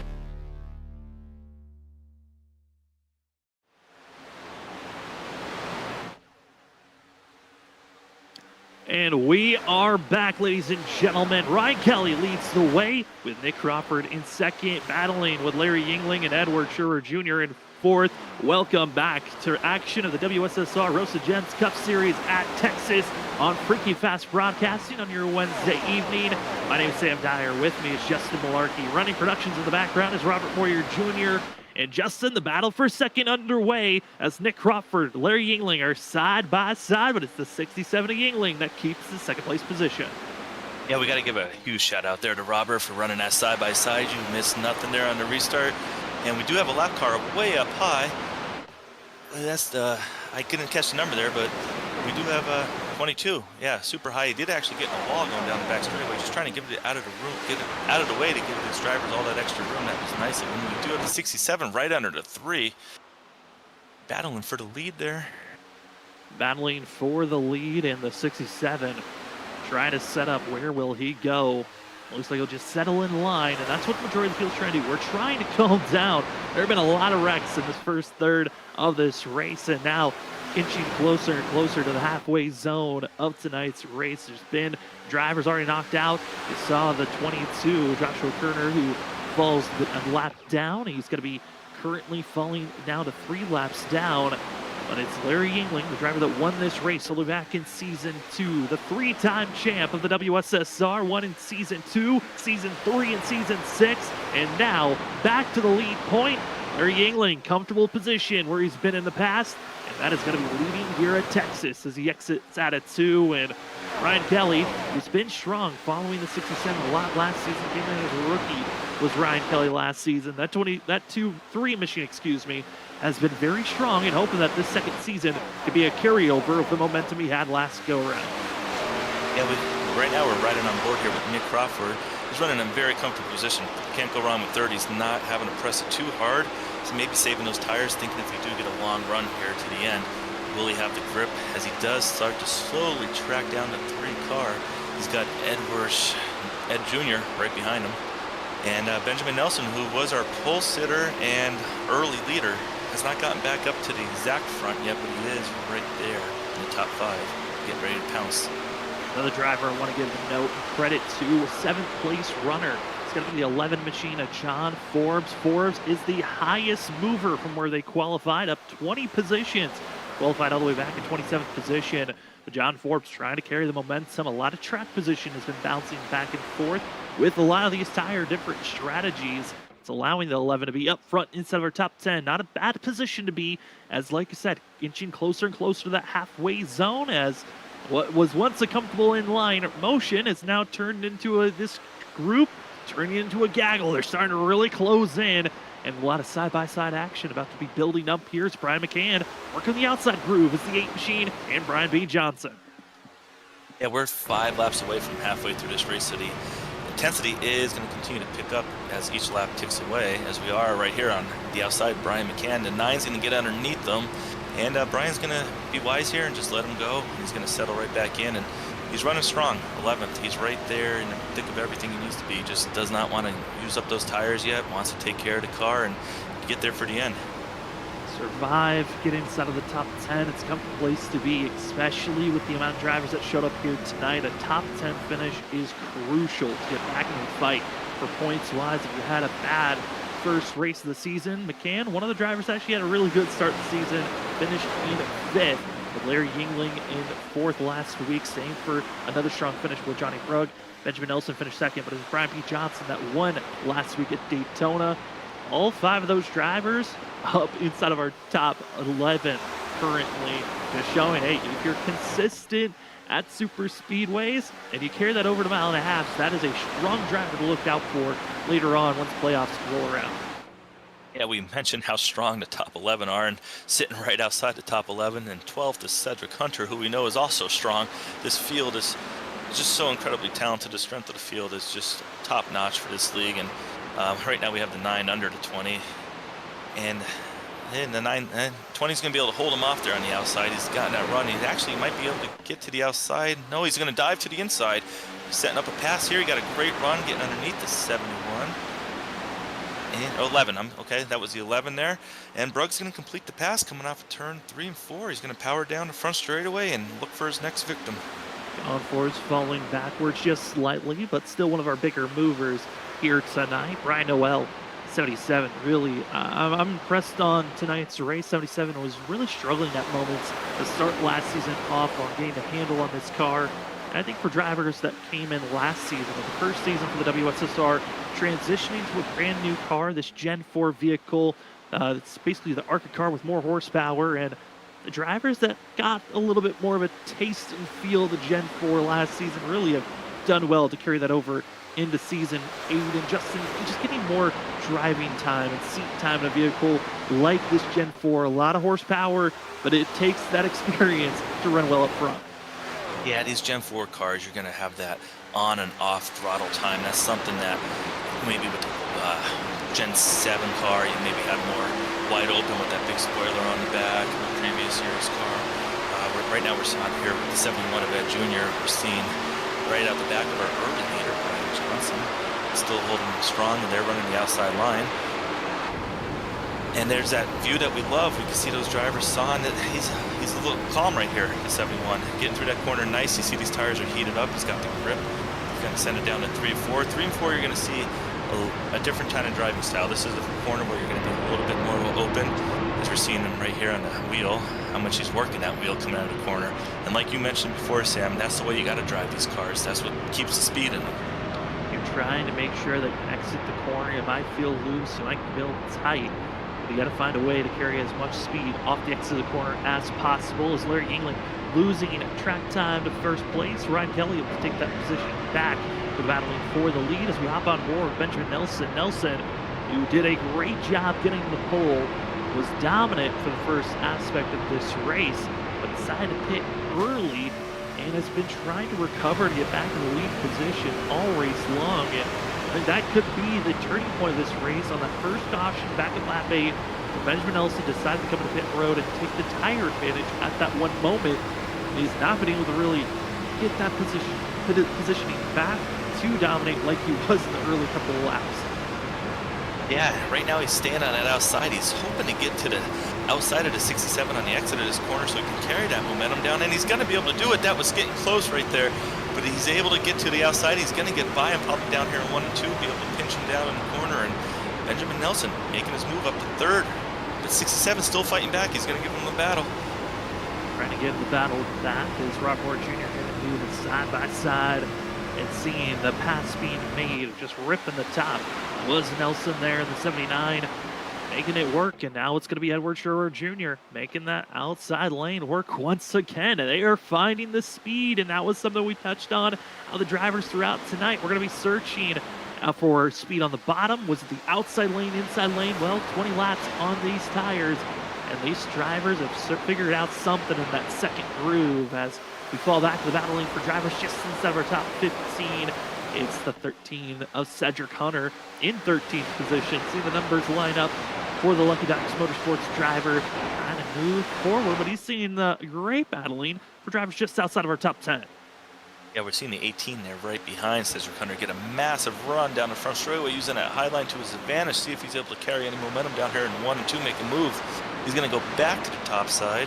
He's been working his top side. He's a driver we mentioned early. He was up there early in the race. Probably got it figured out. He's running it strong. And he's still carrying that momentum down the back straightaway. But the problem is, there's just, where do you go? When you get to a car, it's hard to make the move.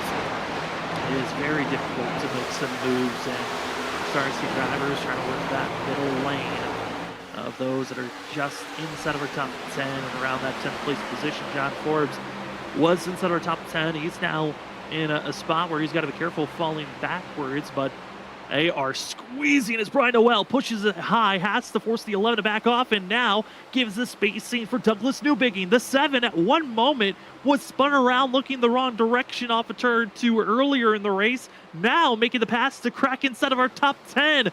Newbigging, what a recovery run for this 7 machine. Tremendous recovery for him. This is proof you never give up as he actually gets down on the grass going through the front straightaway. Just looked like the left front maybe clipped it just a speck. He's able to keep it under control, no problem. Still looking to complete that pass fully on the 77. Looks like he's going to do it coming out of this corner, and he's got his sights set on the 28 and the 9. The 7 has found speed late in this run. Saving tires, keeping yourself in a track position where you can attack for later on, and we are seeing the swing. About halfway through this tire set, drivers that have been protecting their tires are now moving forward.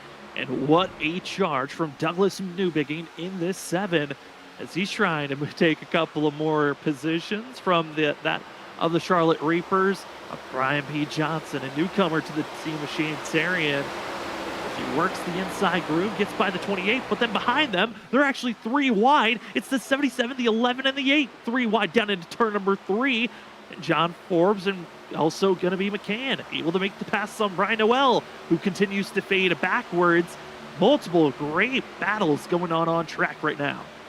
Yeah, we're seeing drivers battling everywhere out here, and we're starting to see what we talked about under those cautions early. Starting to really settle down, and these drivers are getting a grip on this track, and they're putting on a heck of a show out there for all the viewers. As we see the 8 car getting ready to make another move, the 21 of Ross Tatum. Having a quiet race, but doing what he needs to do. He's still running 15th, but we know he's going to get up there. Ross Tatum known for long run pace, but the 21 has been caught up in a few different incidences. Up to 15, trying to pull along Joshua Kanata. You look at the last lap, fastest times, and Ross Tatum running just as fast as our top 3 currently is this 21 machine. But you look forward, that is a lot of vehicles. You have to figure out how to get through that maze. You're going to work the outside, the bottom, have to make the decision quick as the 21 is flying at this moment. And he's going to pull right down to the bottom of 3 and 4, make it stick. 18's going to come right across him. That might throw some dirty air on the car and get 21 a little upset, but he's able to stay along the side. The 77, he's going to hopefully side draft. The 77 does pull slightly ahead of him. He's going to have to do that all over again. You might be sitting at home and thinking, why can't you just pull down, turn these cars left and fly? If everyone could do it, we would all be going super fast down these tracks, but you got to be able to hold that bottom. Yeah, big thing, tire wear. That's the main reason why you're not able to do so, and they are constantly trying to find a little bit of grip when you drive around this track going over 160 up to almost 200 miles per hour on the entry of the corners. These drivers, that rubber underneath gets ripped apart, starts to lose that extra grip that allows you to be back on the throttle sooner.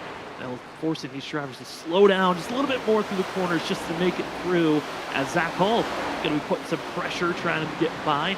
Seeing these drivers in the middle path. The 32 has been cut up in a lot of different wrecks here this evening. It's been a recovery run, trying to crack back into the top 25. Able to get high and move by Stitz is the goal, as Hall, he's seeing his teammates up front. That's got to be, a little bit of hope, knowing, I could have been up there running with my teammates if my night had just been a little bit different. Yeah, you never want to have those early incidents that set you back, but he's doing exactly what you need to do. He's running 18th, knows he has damage, but he might be looking back 10 weeks from now and saying, hey, I was able to salvage a top 20 when it could have been worse. Let's take a look at where Ben Heaney is sitting in the 98, back in 35th position, and has made a couple of passes on drivers, but damaged too much. 98 has to come back into pit road and get some required damage done before maybe can grab a couple of more positions. 5 drivers officially have called it a night, being the 53 of Christopher Wade, Anthony Gaudio, Michael Bennett, Jason Tamer, and Richard Wolsifer, who did not have the most successful first half of racing.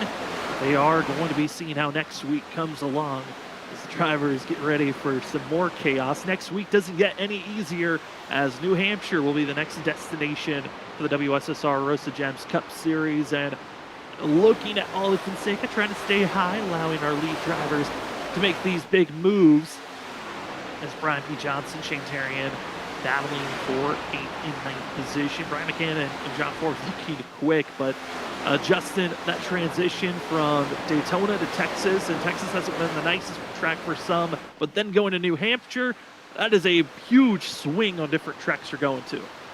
Yeah, you're going to be putting 40-some drivers out there under a heavy braking track with little blanking next week. It's going to be very treacherous. We might see a similar situation to maybe the first couple of laps, have some cautions, and then maybe it settles in. So drivers are going to have to be very mindful. Even if you qualify in the middle of the pack, you just want to keep your eyes peeled, not make any, don't put yourself in a bad situation and make it worse. But I tell you what, Sam, we've been seeing battling all over the track here. Robert's bringing us great views. You and I, we got about 7 to 10 laps away from discussing pit stops. Let's start talking. What do you think? When's the earliest you can come in, and what's the longest you think you can go out there? What are we thinking? About 1:02 the earliest, 1:10 the latest? Well, it's looking like maybe 105 might be the destination spot for some. Other drivers, though, might be turning this race into a 2-stop. As some drivers over the radio saying they are pitting this time. One is going to be the 20 of Johnny Brugg into pit road, as well as Benjamin Nelson, Christopher Norris. A shocker. It's Snowy Desert Racing going with the early stop. I was expecting a lot of these drivers to aim for at least 105 was the lap I was thinking was going to be circled up. But instead, drivers are thinking about the early go and turn this race into a 2-stop from here. Yeah, you and I were thinking 1 stop. We're going to find out here. If someone's able to get to 105 and do a 1 stop, will you be able to make it up on tires? We know these pit stops being about 12 to 14 seconds plus pit road speed. It's a lot of time to make up, but hey, drivers are going to stick to their strategies. They've been planning all week for this race. Joshua Kanata trying to survive through the tri-oval as he got a little bit scary there side by side with Ken Campbell. But another thing that might be forcing these drivers into thinking about, hey, let's pit early. The field right now for our top 4, they are running about 2 seconds off of their fastest lap time currently. Is Ryan Kelly, Assurer Jr., New Bigging, Crawford, 2 seconds off of your fastest time. That's usually a window of being about 1.5 seconds off to 2 seconds. That's usually a window when you look at last laps that you've ran of maybe it's time to come into pit road. Yes, we did just see a car there slide up into the wall going into the corner there. Looks like the white car of the number 4.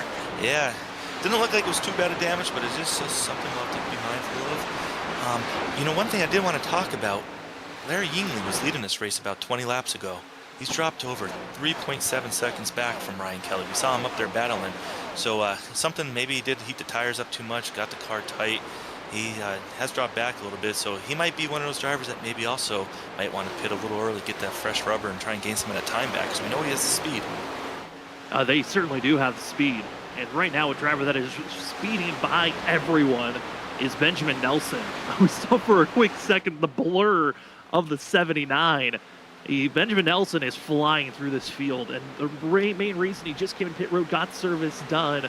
Again, we are thinking that he's going for the 2-stop. Rest of the field aiming for a 1-stop. And oh no, trouble! That's the 31 of Kyle Heath. Hard contact, and the drivers that pitted, it goes up in smoke on that strategy as the 31 stuck on the inside, and it looks to be trouble. And it was some help for that of Heath as he got collected with Trevor Earhart bouncing off the outside wall off the exit of turn 4. You hate to see that for the 31 that was running pretty well. He was just outside of our top 15, and now dealing with some heavy damage after that incident. Yeah, that's going to be so unfortunate for him. Even more unfortunate for the drivers that took the gamble and pitted early. We saw the 79 flying up there. That's going to really set him back. As we're going to check out the replay here. It's going to be about, I think, the next lap when they exit out of 4 is when the incident happened. But you could just see the 79 blasting his way forward, and Trevor Earhart was trying his best to work on the outside lane. Brushes here, collects, bounces off the wall, and then comes back into Heath, and then that hard contact slamming at a bad angle was the 31, and that is required damage for the 31 machine that's going to have to go into pit road. That's toe link damage, and hoping there's no engine damage collected for the 31 machine, as Trevor Earhart skaves away with probably the least amount of damage after those two making contact.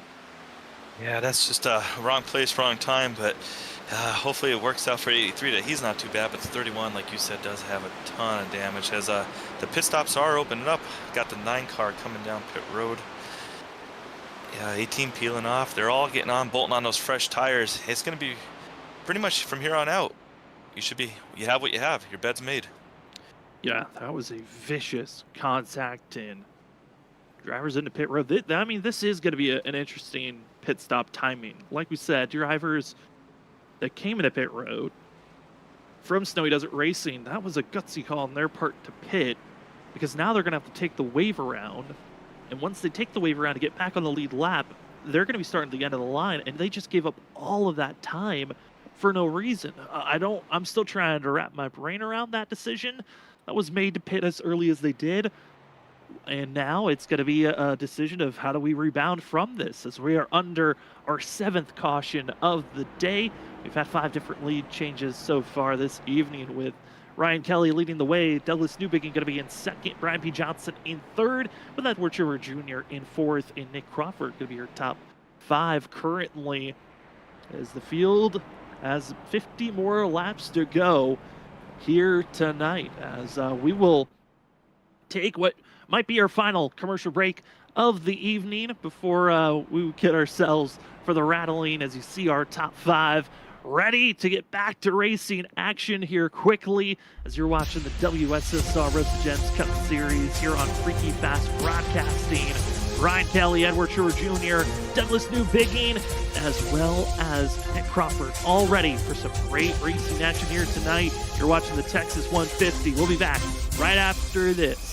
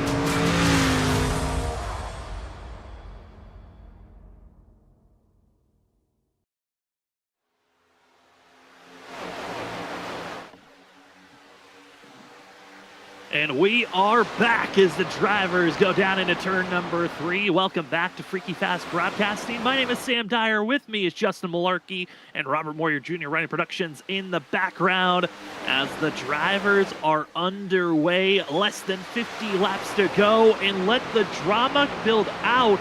We were under commercial there, and Benjamin Nelson has just left the server. The 79 not going to be able to get the win that he wants. Still waiting for reports on the reasoning why, but Nelson's out of the race. It is wide open on who's going to get the win here tonight. Ryan Kelly leading the charge. Douglas Newbigin, who at one moment was caught up in a wreck, is now battling for the lead. The 7 trying to duck down low, not able to get to that positioning just yet. But certainly a lot of drama here, Justin, just popping up right when we came back to live. Yeah, we see the 7. He wants that lead bad. He knows early in the race he was sitting backwards on the back straightaway, but now he's looking for that lead. The 28 also looking to get back to the front. He wants to go maybe two wins in a row to start the season. Go back to back. You can't go any better than that. As he gets to the outside, he's going to be able to get by the 7. He's carrying the momentum. He's going to be able to get down here and run him. He's looking to pinch him down. He's going to give him room. He's going to come through 1 and 2, staying up on his outside. He's going to probably get a nice run down his back straightaway, some draft off the 3 car, getting down in there. Oh, the 3's actually going to go down and give some draft too, trying to keep them side by side. That's a smart move on Ryan Kelly. It's a great move by Ryan Kelly. Hey, do you want to give one of your toughest competition the draft, or you want to give the other one the draft? And right now, it's Lucky Duck working on the inside. Then you've got the drivers on the outside working together from the Carolina Reapers of Brian P. Johnson. Shane Terrian working well on the outside groove in the 9 machine of Shane Terrian. That's a great run for himself, keeping to the outside quarter panel, trying to set up to get by Douglas Newbigin. But again, live update, we do not know the reason why just yet. But Benjamin Nelson out of the race. As we take a look at the 1 machine, Brandon Colley just outside of the top 10. What a recovery for the 1 who had major damage, required damage, at one moment almost 2 laps down, now up to 12th place. Yeah, that's a great recovery for him. He's getting back all those points he was worried about giving up early in this run. What a great drive for the 1 of Brandon Colley. As Colley in his mirror, you can see the drivers still side by side, battling for just outside of the top 20. Zach Hall trying to make a move for the 32 machine as he's closing in. Danny Cochran, though, into the outside wall. Sticks to the outside wall, and the driver's trying to get on by. And this cluster of drivers cannot afford someone to make a mistake like that again. I think Danny kind of can take that moment. But James Heater, who we've noted on before, working that 3rd lane, just trying to build up some momentum the best that he can as they continue to slide back and forth. Where can you place yourself? Not able to do so.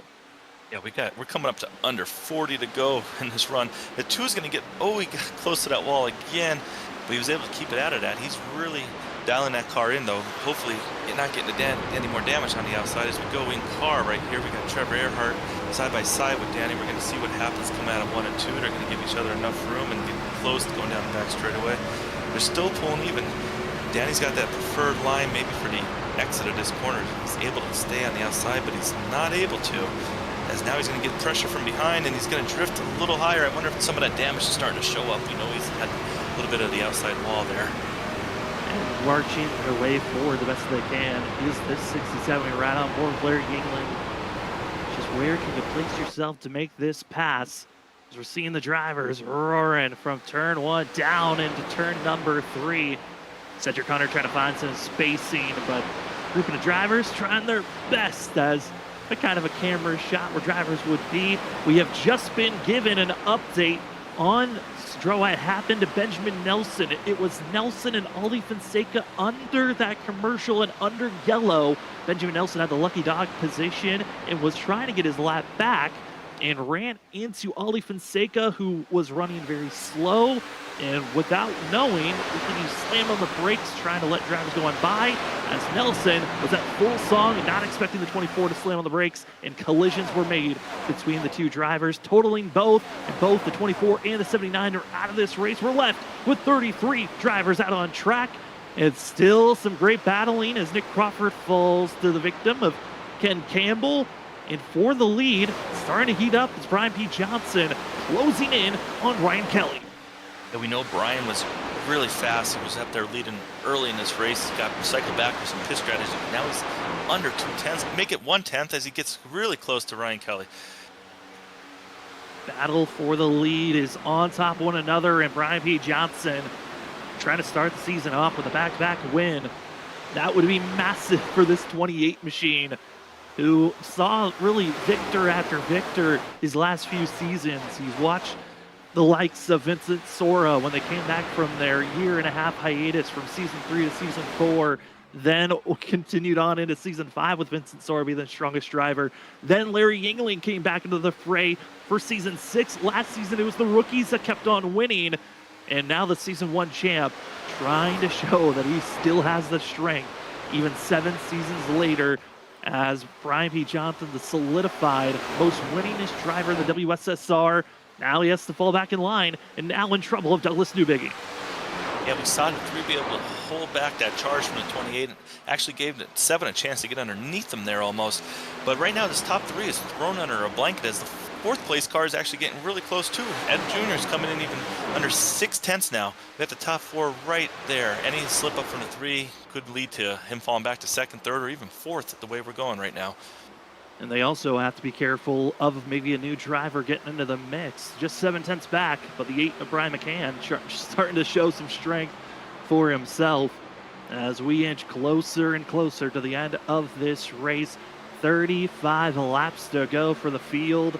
And who's going to get it done here at the Texas 150?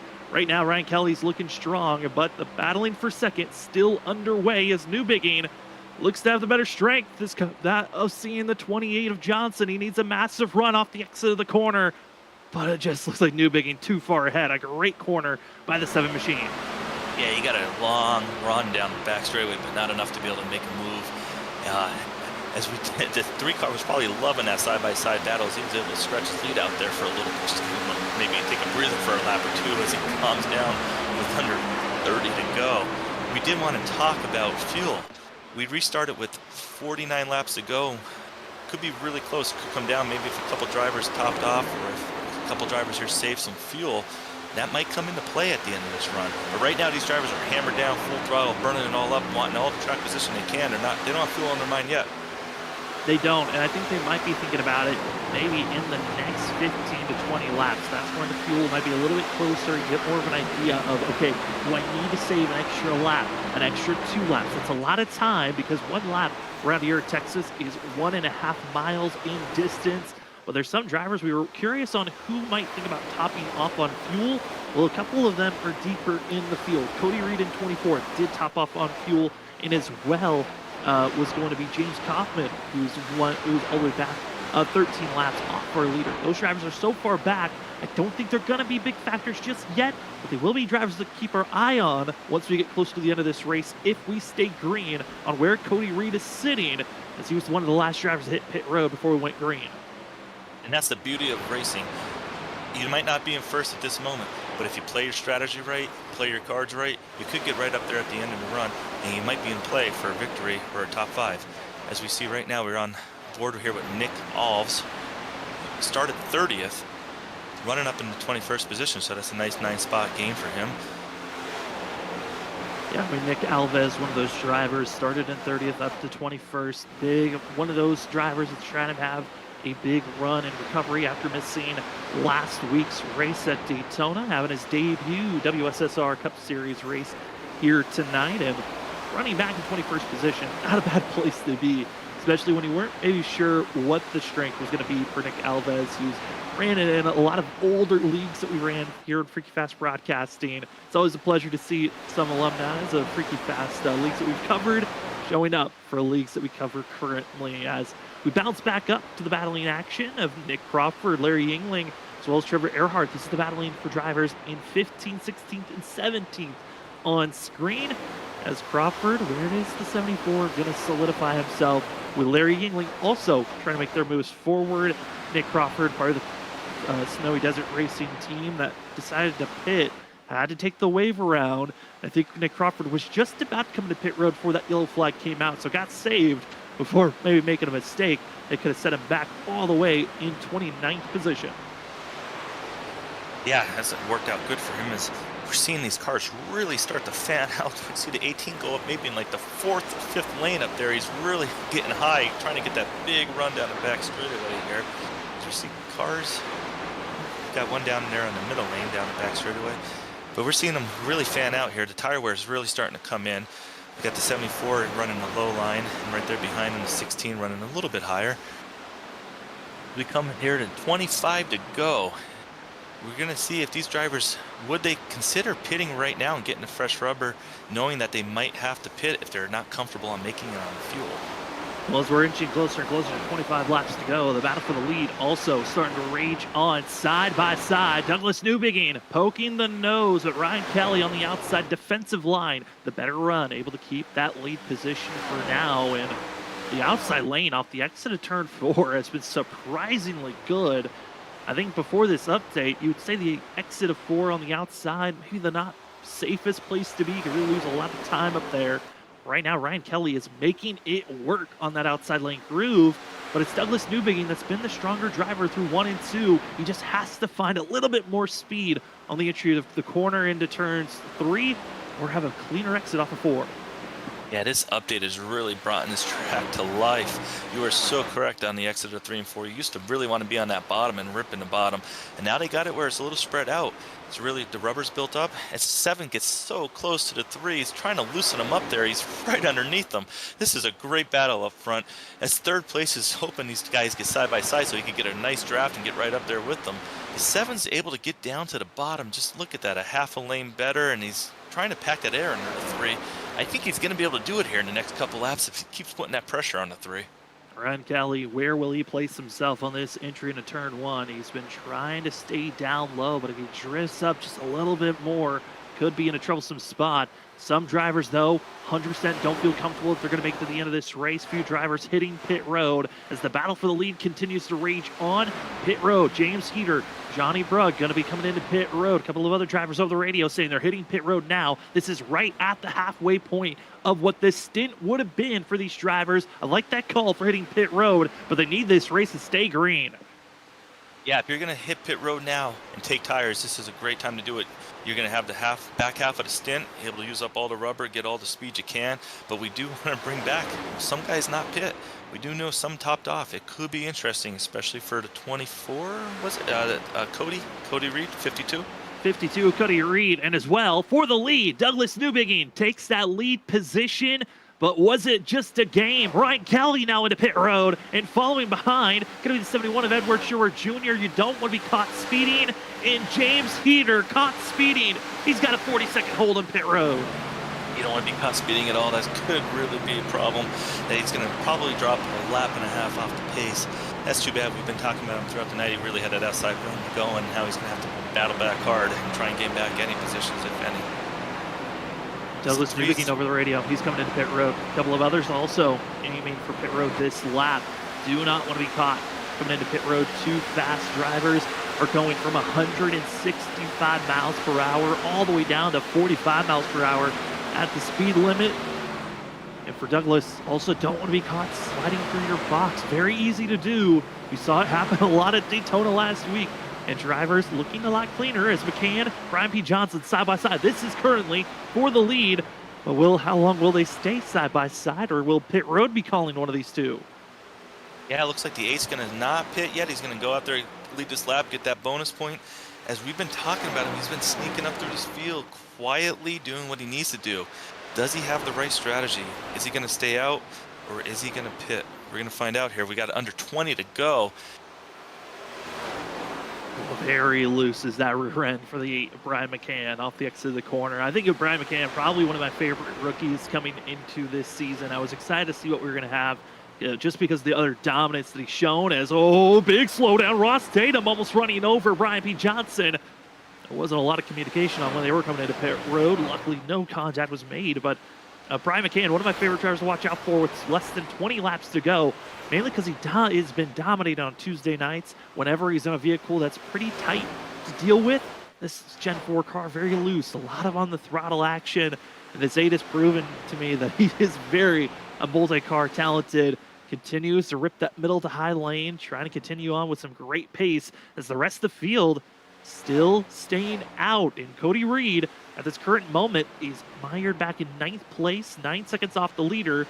But I'm curious on how long you could stay in front of these drivers that have already hit pit road, such as Ryan Kelly, as Kelly is about 14 seconds off of Cody Reed.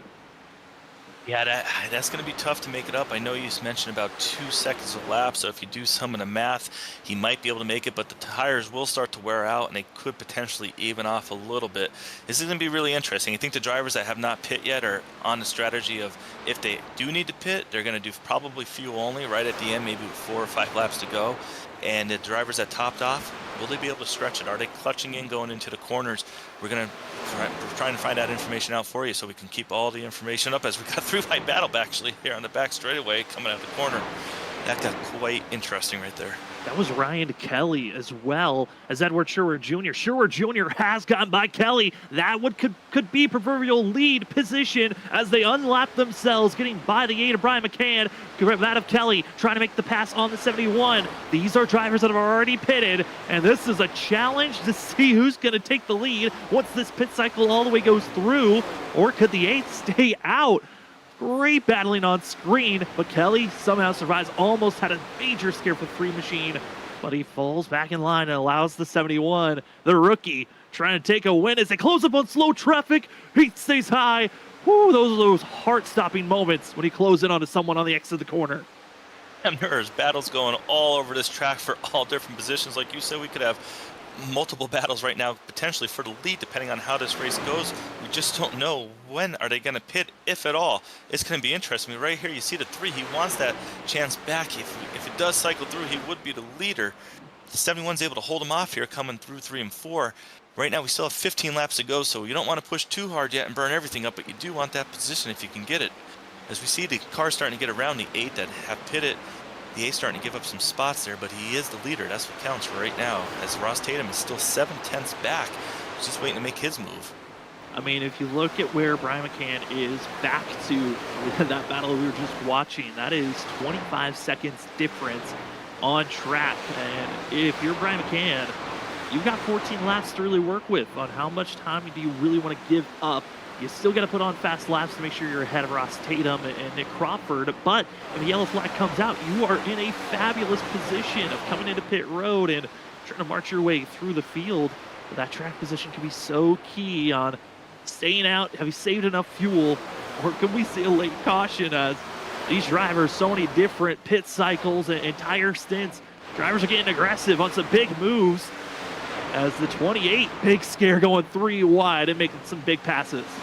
So many different strategies, but right now I feel really confident if I was the 8 driver. One reason why is if a caution does come out, he's going to be pitting, and the people that have been out there are going to be on 10, maybe 15 lap older tires. He would go in with brand new tires, and he might be able to just go right around these guys just with the brand new rubber if he's one of the first cars, maybe coming out in 5th or 6th on new tires.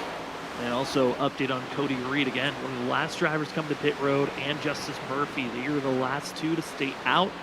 They pitted right before we went green. Cody Reed in 5th. He's only got about out of 10 seconds ahead of Edward Schurer Jr. and Ryan Kelly. They're trying to run down the 52 and Brian McCann, who we believe is going to be about 2, maybe 3 laps shy from making it to the end of this race. Can the 8 even save enough fuel, or are they willing to give up a lot of time to fall back to the clutches of other competition? Yeah, it's going to be right now. He has to pit just for fuel only. He's still going to drop a lot of positions. Those new tires are just eating into this. Maybe 2, 2.5, maybe 3 seconds some lap. One of the hardest problems to deal with right now for the leader is when these cars on new tires come up on you, you can't run the lane you want to. You got to concede that inside line. You got to maybe run high, give them the space on the inside. It makes your lap time even longer and slower. And that's right now how we're seeing Ryan Kelly get it back now under 20 seconds. It was 28 when we talked about it. It already knocked off 8.5 seconds off of him, as it's now 19.6. And these drivers, I mean, at one moment, thought maybe this race was going to continue on to be a wreck fest. It's now transitioned into a fuel mileage run. Drivers that have already gone with splitting the 50 laps sprint that we were going to have in half. Others deciding to stay out. Ross Tatum runs in 2nd place, about 1.2 seconds off of Brian McCann. Both of those drivers are going to be racing against one another on this upcoming Tuesday for the Full Send Racing Series Championship. But tonight, who could get a win here at Texas, or will both run out of fuel? I mean, it's a big thing that both of them technically could run out of fuel, and they're both banking on that caution that just never comes out. And other drivers that are running for position have already pitted. Edward Schubert Jr., Ryan Kelly, they're right on top of one another. Douglas Newbegin is trying to get in the mix there with 8 laps to go. It's the 8 leading the way. Yeah, we're under 8 laps to go. Ryan Kelly down to 17.8, but Cody Reed at 12.9. Due to math, it's going to be really close that if Cody Reed does stay out and all these top 4 don't make it on fuel, Ryan Kelly, will he get back to the 52? This could be interesting as we're coming so close to the end of this run. I mean, at this rate, it's a little bit over a second each lap.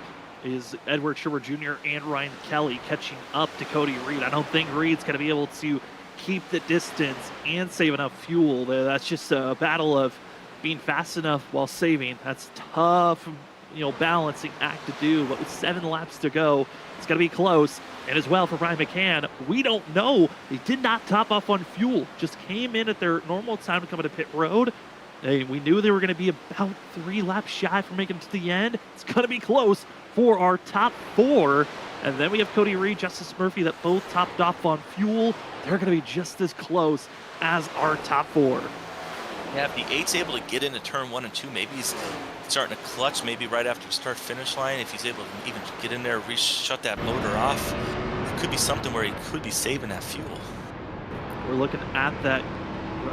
Looking at the RPMs in the center, it looks like there really isn't a lot of movement there through 3 and 4, which we're expecting these drivers to try to keep it at full song for 3 and 4. That's your build-up corner to go into turns 1 and 2, and I'm not seeing a ton of clutching. It looks like it's a lot more just letting off that we're seeing from this driver.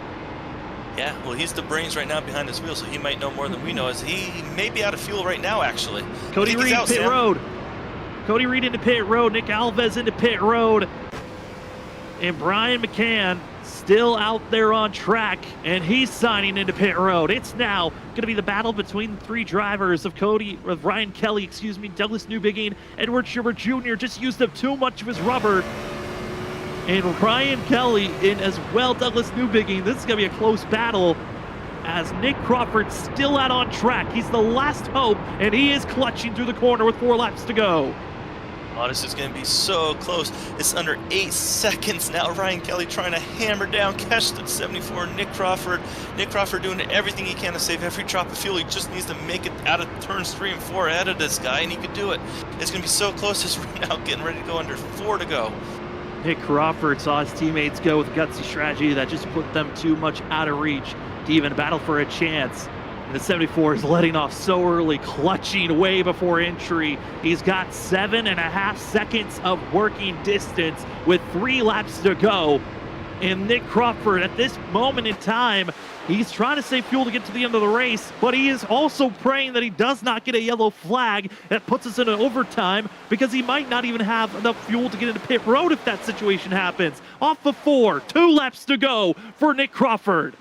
He needs to do everything he can right now. Shut that motor off, save all the fuel he can. He still has a 7.1 second lead. He can afford to give up some time. He only needs to win the race by 1 inch. Doesn't need to win it by 6.8 seconds as it is right now. 6.6 as he's saving. He's saving the fuel, but he needs to, if he really wants to, he can give up 3 seconds here just through 3 and 4. Give up that time, save the fuel. He's about 1.5 seconds slower than Ryan Kelly behind at this distance. And across the line, we were able to make it. Is the fuel going to stay, though, as Nick Crawford sends it down into turn number 1. It's your Roasted Gems white flag for the 74. It's down to the fuel count. He's got 6 seconds of buffer to work with. He can let it coast from here, but he can try to hope that he's got enough. Nick Crawford trying to steal the show. Over 50 laps out there on track. Ryan Kelly still 6 seconds back. Crawford can coast. He's got the fuel. He saved the distance. The 74 heads to victory lane. What an amazing race for Nick Crawford. I hope he has enough fuel to give us a nice burnout to these viewers. What a great way to win this race. Great for him. Awesome job. Ryan Kelly able to come home in second, and Douglas Newbegin ran out the top 3. He is still coasting. is the 74. He hasn't touched the throttle. He's hoping he could just coast it into pit road. And no one thought the distance could be made. And Nick Crawford was even able to hold steady, keep a decent pace, and was able to stay ahead by 6.3 seconds over Ryan Kelly and Douglas Newbiggin. Nick Crawford, what a steal by the 74. And that caution that came out, again, he was aiming to come into pit road right before that late caution that trapped all of his teammates a lap down. And instead, the caution brake helps out Nick Crawford to stay in track position. He saves the fuel, and he's got enough to do just a little bit of a putter, maybe not enough to do a burnout. But what a charge for himself of Nick Crawford. Enjoy this. His teammates are going to do a little bit of burnouts, and he's got enough to burn it down. Congratulations to Crawford. When we come back, we'll talk to our top three, get their thoughts on tonight's race, and we'll be back right after this.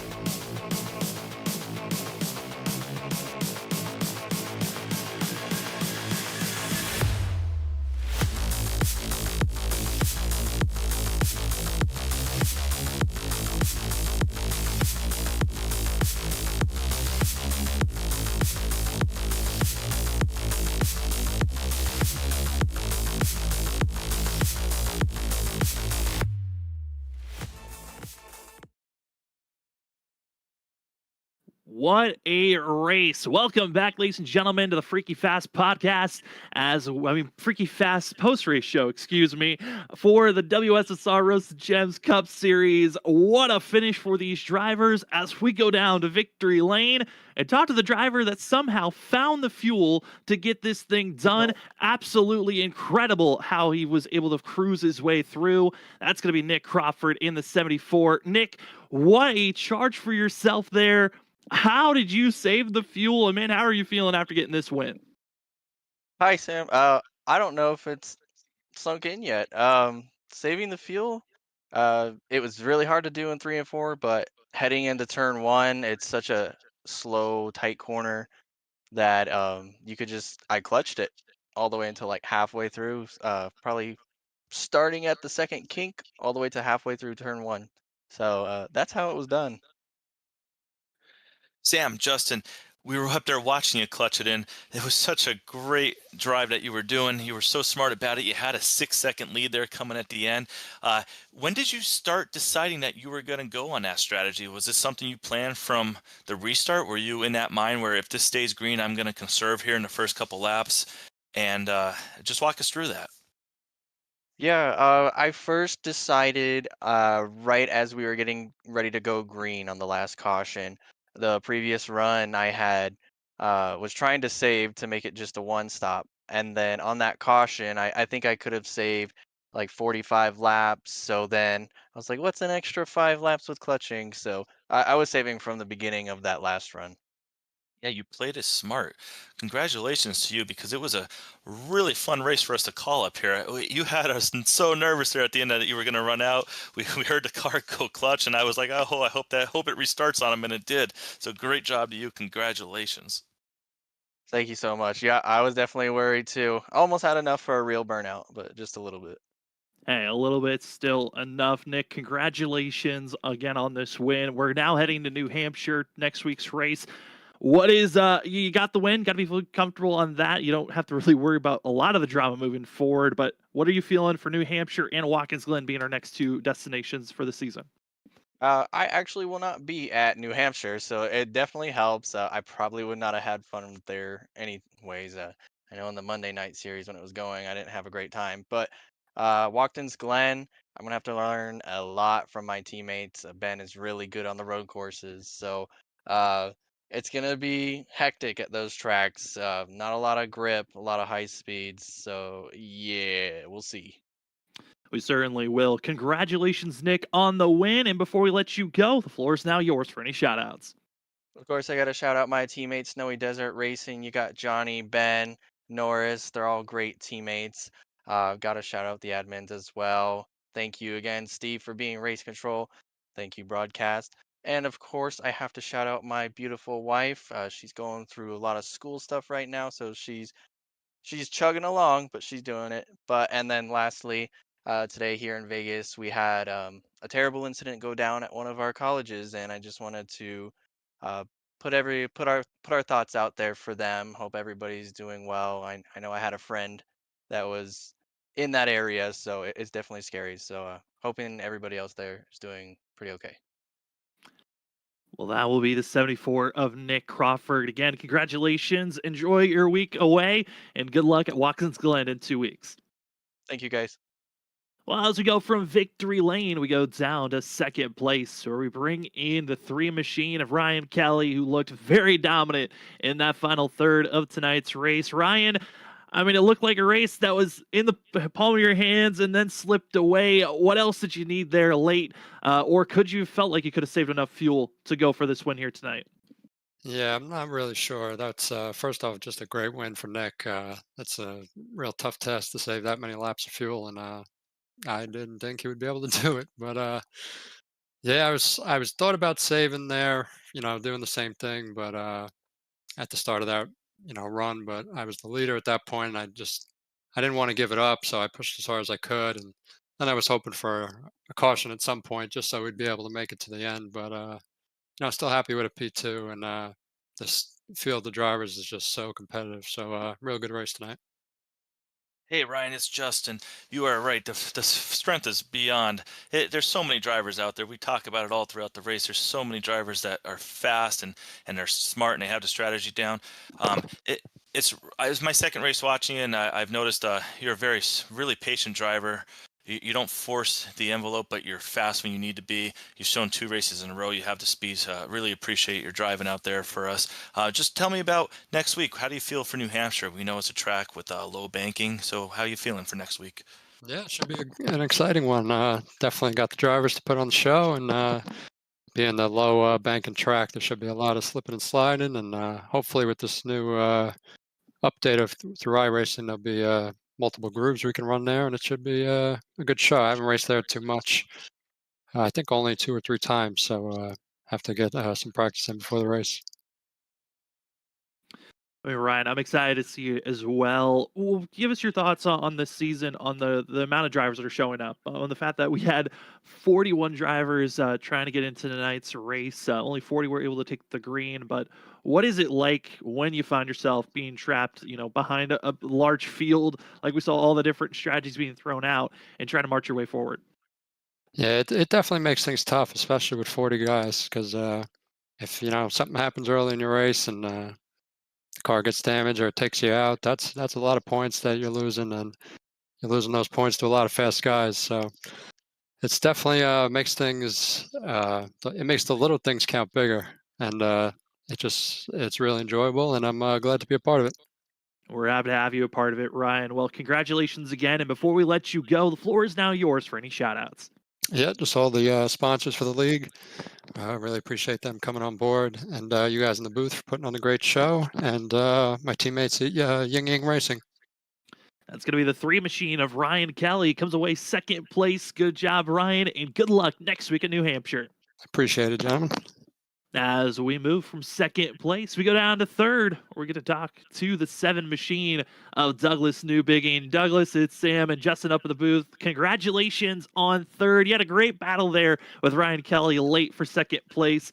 Man, how are you feeling after your performance here tonight? I'll tell you what, I'm feeling pretty good right now. I mean, I definitely didn't expect to get up here.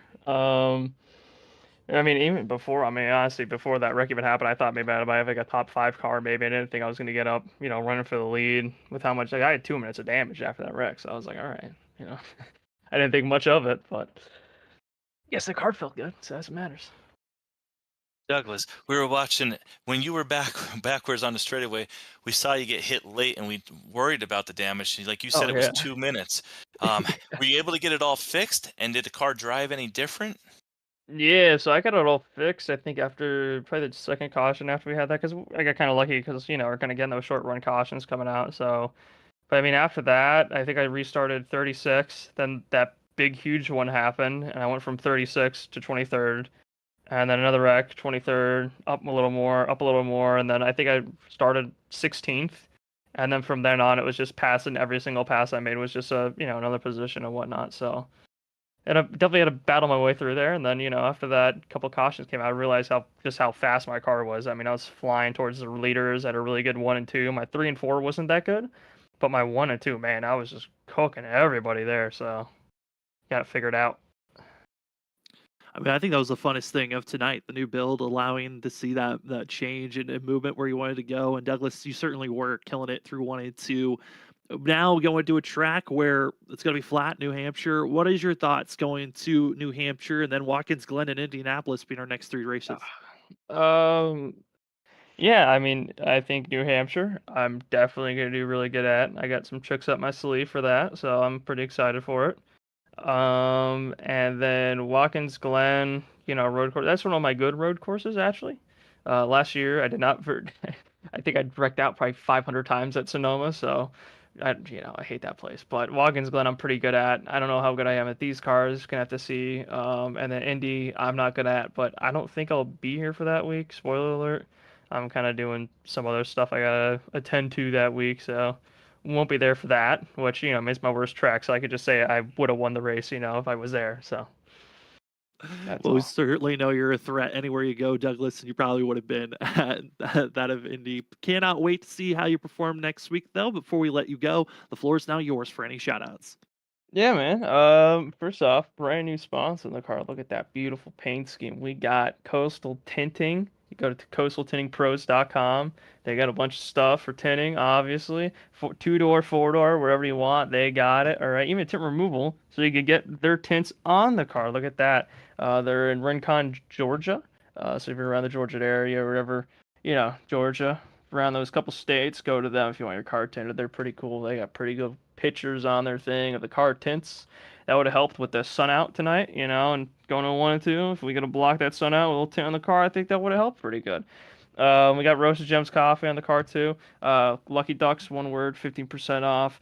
Shade Designs making this beautiful paint scheme. RS button boxes. No Kid Hungry charity. They're charity. They're cool. WSSR. And then obviously, hang on here. We got Freaky Fast Broadcasting. You guys are putting on a great show like always. So yeah, that's my spiel. Well, that will be the 7 machine of Douglas Newbegin. Congratulations, Douglas, on a top 3 finish, and good luck next week in New Hampshire. Yeah, see you around.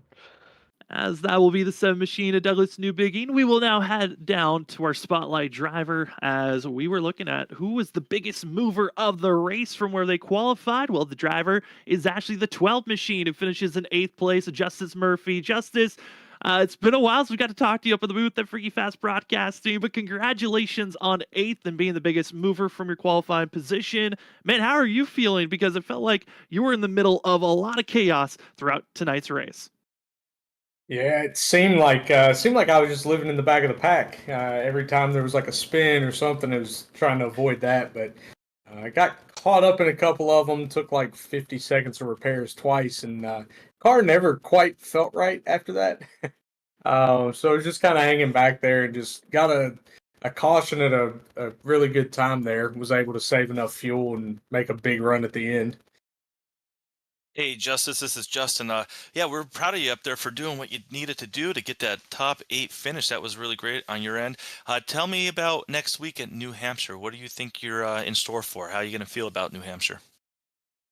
We will see. I typically like Loudon pretty nicely, but flat track, a lot of horsepower in these cars. Hopefully, we can loosen them up a little bit, but get out there and try to just avoid the chaos. Hopefully, I think that's going to be the big thing. If you can see chaos play out at Texas, you definitely are going to see it play out a little bit at Loudon. And we're expecting that as well, Justice. I know your team coming into this season going to be running part-time, only the first 12 races of the season. What is it like trying to prepare for that, knowing you're just doing this for part-time and running with the caliber and the field, how large the field is running with everyone here? Yeah, the biggest thing for me, I think, and for all 4 of us, is just to kind of stay out of the way of all the guys that are running for points and running for playoff positions. I don't want to ruin anybody's seasons or races, and taking that opportunity to learn, right, how to be cleaner on these guys, how to pick up speed, what are they doing, something to carry over, into other places we run. So all 4 of us, I think, kind of taking it as a learning experience and a humble step back, right? You come from a place where you win a little bit and think you can run, and then you just got to get back here and run 20th, 25th, and learn how these guys do it. And to be honest, a lot of these guys are super clean, super fast, and in 2 weeks, I know the first week was at Daytona, but you still can learn a lot, right, about the strategies, how they're setting things up, and then tonight at Texas, it was a big learning curve of what are they doing with the throttle, what are they doing with the brake, how are we playing with it, and let's learn from it. So yeah, just trying to stay out of everybody's way, and hopefully we can keep doing that and running clean. And I'm excited to see how your team's going to develop throughout those 12 races that you're running here. Congratulations, Justice, on this 8th place finish. And before we officially let you go, the floor is now yours for any shout-outs. Yeah, shout out to All About Bugs, car sponsor, and then shout out to my 3 teammates, Nick Alves, Michael Bennett, Trevor Earhart. Known those guys for a long time. They're really fun. And shout out to you guys. Shout out to World Series Sim Racing, well organized, great league, and really loving my time here. Well, that will be the 12 machine of Justice Murphy. Congratulations again on 8th place, and good luck next week at New Hampshire. Thank you, guys. Thank you as well. As that's going to be finishing off our interviews here tonight. Thank you so much to all of the drivers that came out to talk with us, being our top 3, and Justice Murphy, who was our biggest mover from where they qualified up 25 spots up to 8th. As the drivers get a little bit of a test of what this season could turn into. Texas certainly was a tough track to handle for this field, but ultimately it was Nick Crawford dicing it up and finding himself in victory lane based off of fuel strategy and a huge gamble, as the field has had a crazy one.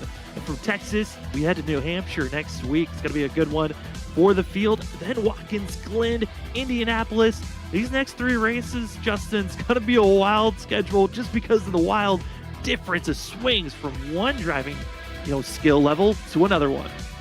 Yeah, we're going to go from a mile, little short track, low banking, to the multi-turn Watkins Glen, to the big track of Indianapolis, and then we're going to be going to Kern County Raceway, which I'm excited for because I've personally never seen this track.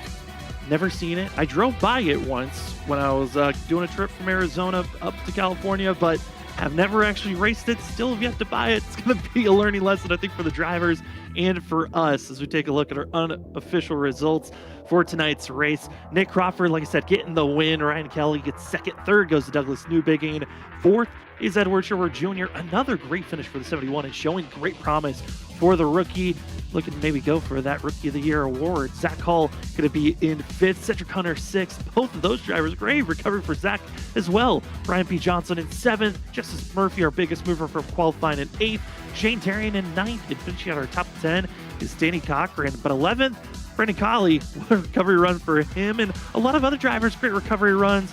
But Justin, others as well, as we cycled through the rest of the results, probably wish they had a better race at the end of the day. Yeah, we see Brian Noel come home in 12th. Larry Yingling led a lot of laps, but ended up 13th. Trevor Earhart, we know he had a couple problems there on the front straightaway, but able to still salvage the top 15. Ken Campbell going in 15th. Johnny Brugg, 16th. Kanata, 17th. Stitz, 18th. Manis, 19th. And Brad Delph ran out the top 20. Do also want to give a huge shout out to Mason Cassidy, up 13 spots. He was a driver that was really surging up. Started all the way back at 34th. Last driver to put down a time and was able to move up 13 positions. Dakota Moniz also up 21 spots. He was the second biggest mover of the night. And here's some of the biggest losers of the evening. Kyle Heath, big contact that sent him back. Benjamin Nelson with his contact with Ollie Fonseca, not able to get the finish he wanted, and all the other drivers just not able to show up. Isaiah Sutherland hoping for his computer issues to get it fixed so he can actually run a race for this next week, as he missed out on tonight's race. Highly unfortunate. But Justin, any final thoughts for tonight's race before we start to figure things out for tonight and get ready for next week? Well, yeah, Sam, this was one really fun race. I mean, we had everything in this race. We had a bunch of cautions in the beginning, then we had the race settle down, and then before you knew it, we had the commentator Curse come out and give us a caution right when we talked about it, and then it settled back in for the rest of the race, and we went and had an awesome fuel mileage race. So excited to see what is in store next week at New Hampshire, and I hope everyone comes back and checks it out with us. We're looking forward to bringing it to you here on Freaky Fast. We certainly are, and we also want to give the final shout-outs to the amazing sponsors for the WSSR Roast to Gems Cup Series. Title sponsor, Roast to Gems Coffee, major help on everything that they do to help this series out. Go remember to use promo code WSSR for 5% off, and Trophy Smack with Nick Crawford finding himself in victory lane with the fuel mileage. Well, he might want to go find himself with immortalizing that moment with a wall smack. Go get your custom metal slab. It is a metal artwork piece that you can pick your custom photo to put on that metal artwork piece. They got many different sizes where you can put it on your wall with their magnet safe wall placement system, or you can get it with as well a stand to put it on your shelves. But remember to use promo code WSSR SMACK for 10% off when you get your wall smack from trophysmack.com. And for next week, it's going to be a good one, but this week we've got C. Ross Tatum lock himself into making the Final Four for the Full Send Racing Series. Final Four is going to be a good one. Kansas next Tuesday night. And for us here on WSSR, Freaky Fast Broadcasting next week, New Hampshire, mile and distance, but has a lot of short track aspects. We might see some short track tempers flare up as well. Going to be a good one for those drivers. Cannot wait for it. But for tonight, thank you for joining with us. For myself, Sam Dyer, for Justin Malarkey and Robert Warrior Jr. here at Freaky Fast Broadcasting, and everyone else that helps out at Freaky Fast, thank you so much for joining with us here. We will see you on Tuesday night. Full Send Racing Series. It's the championship race. Who will be crowned the Season 5 champion? We have to see then for our next Freaky Fast broadcast.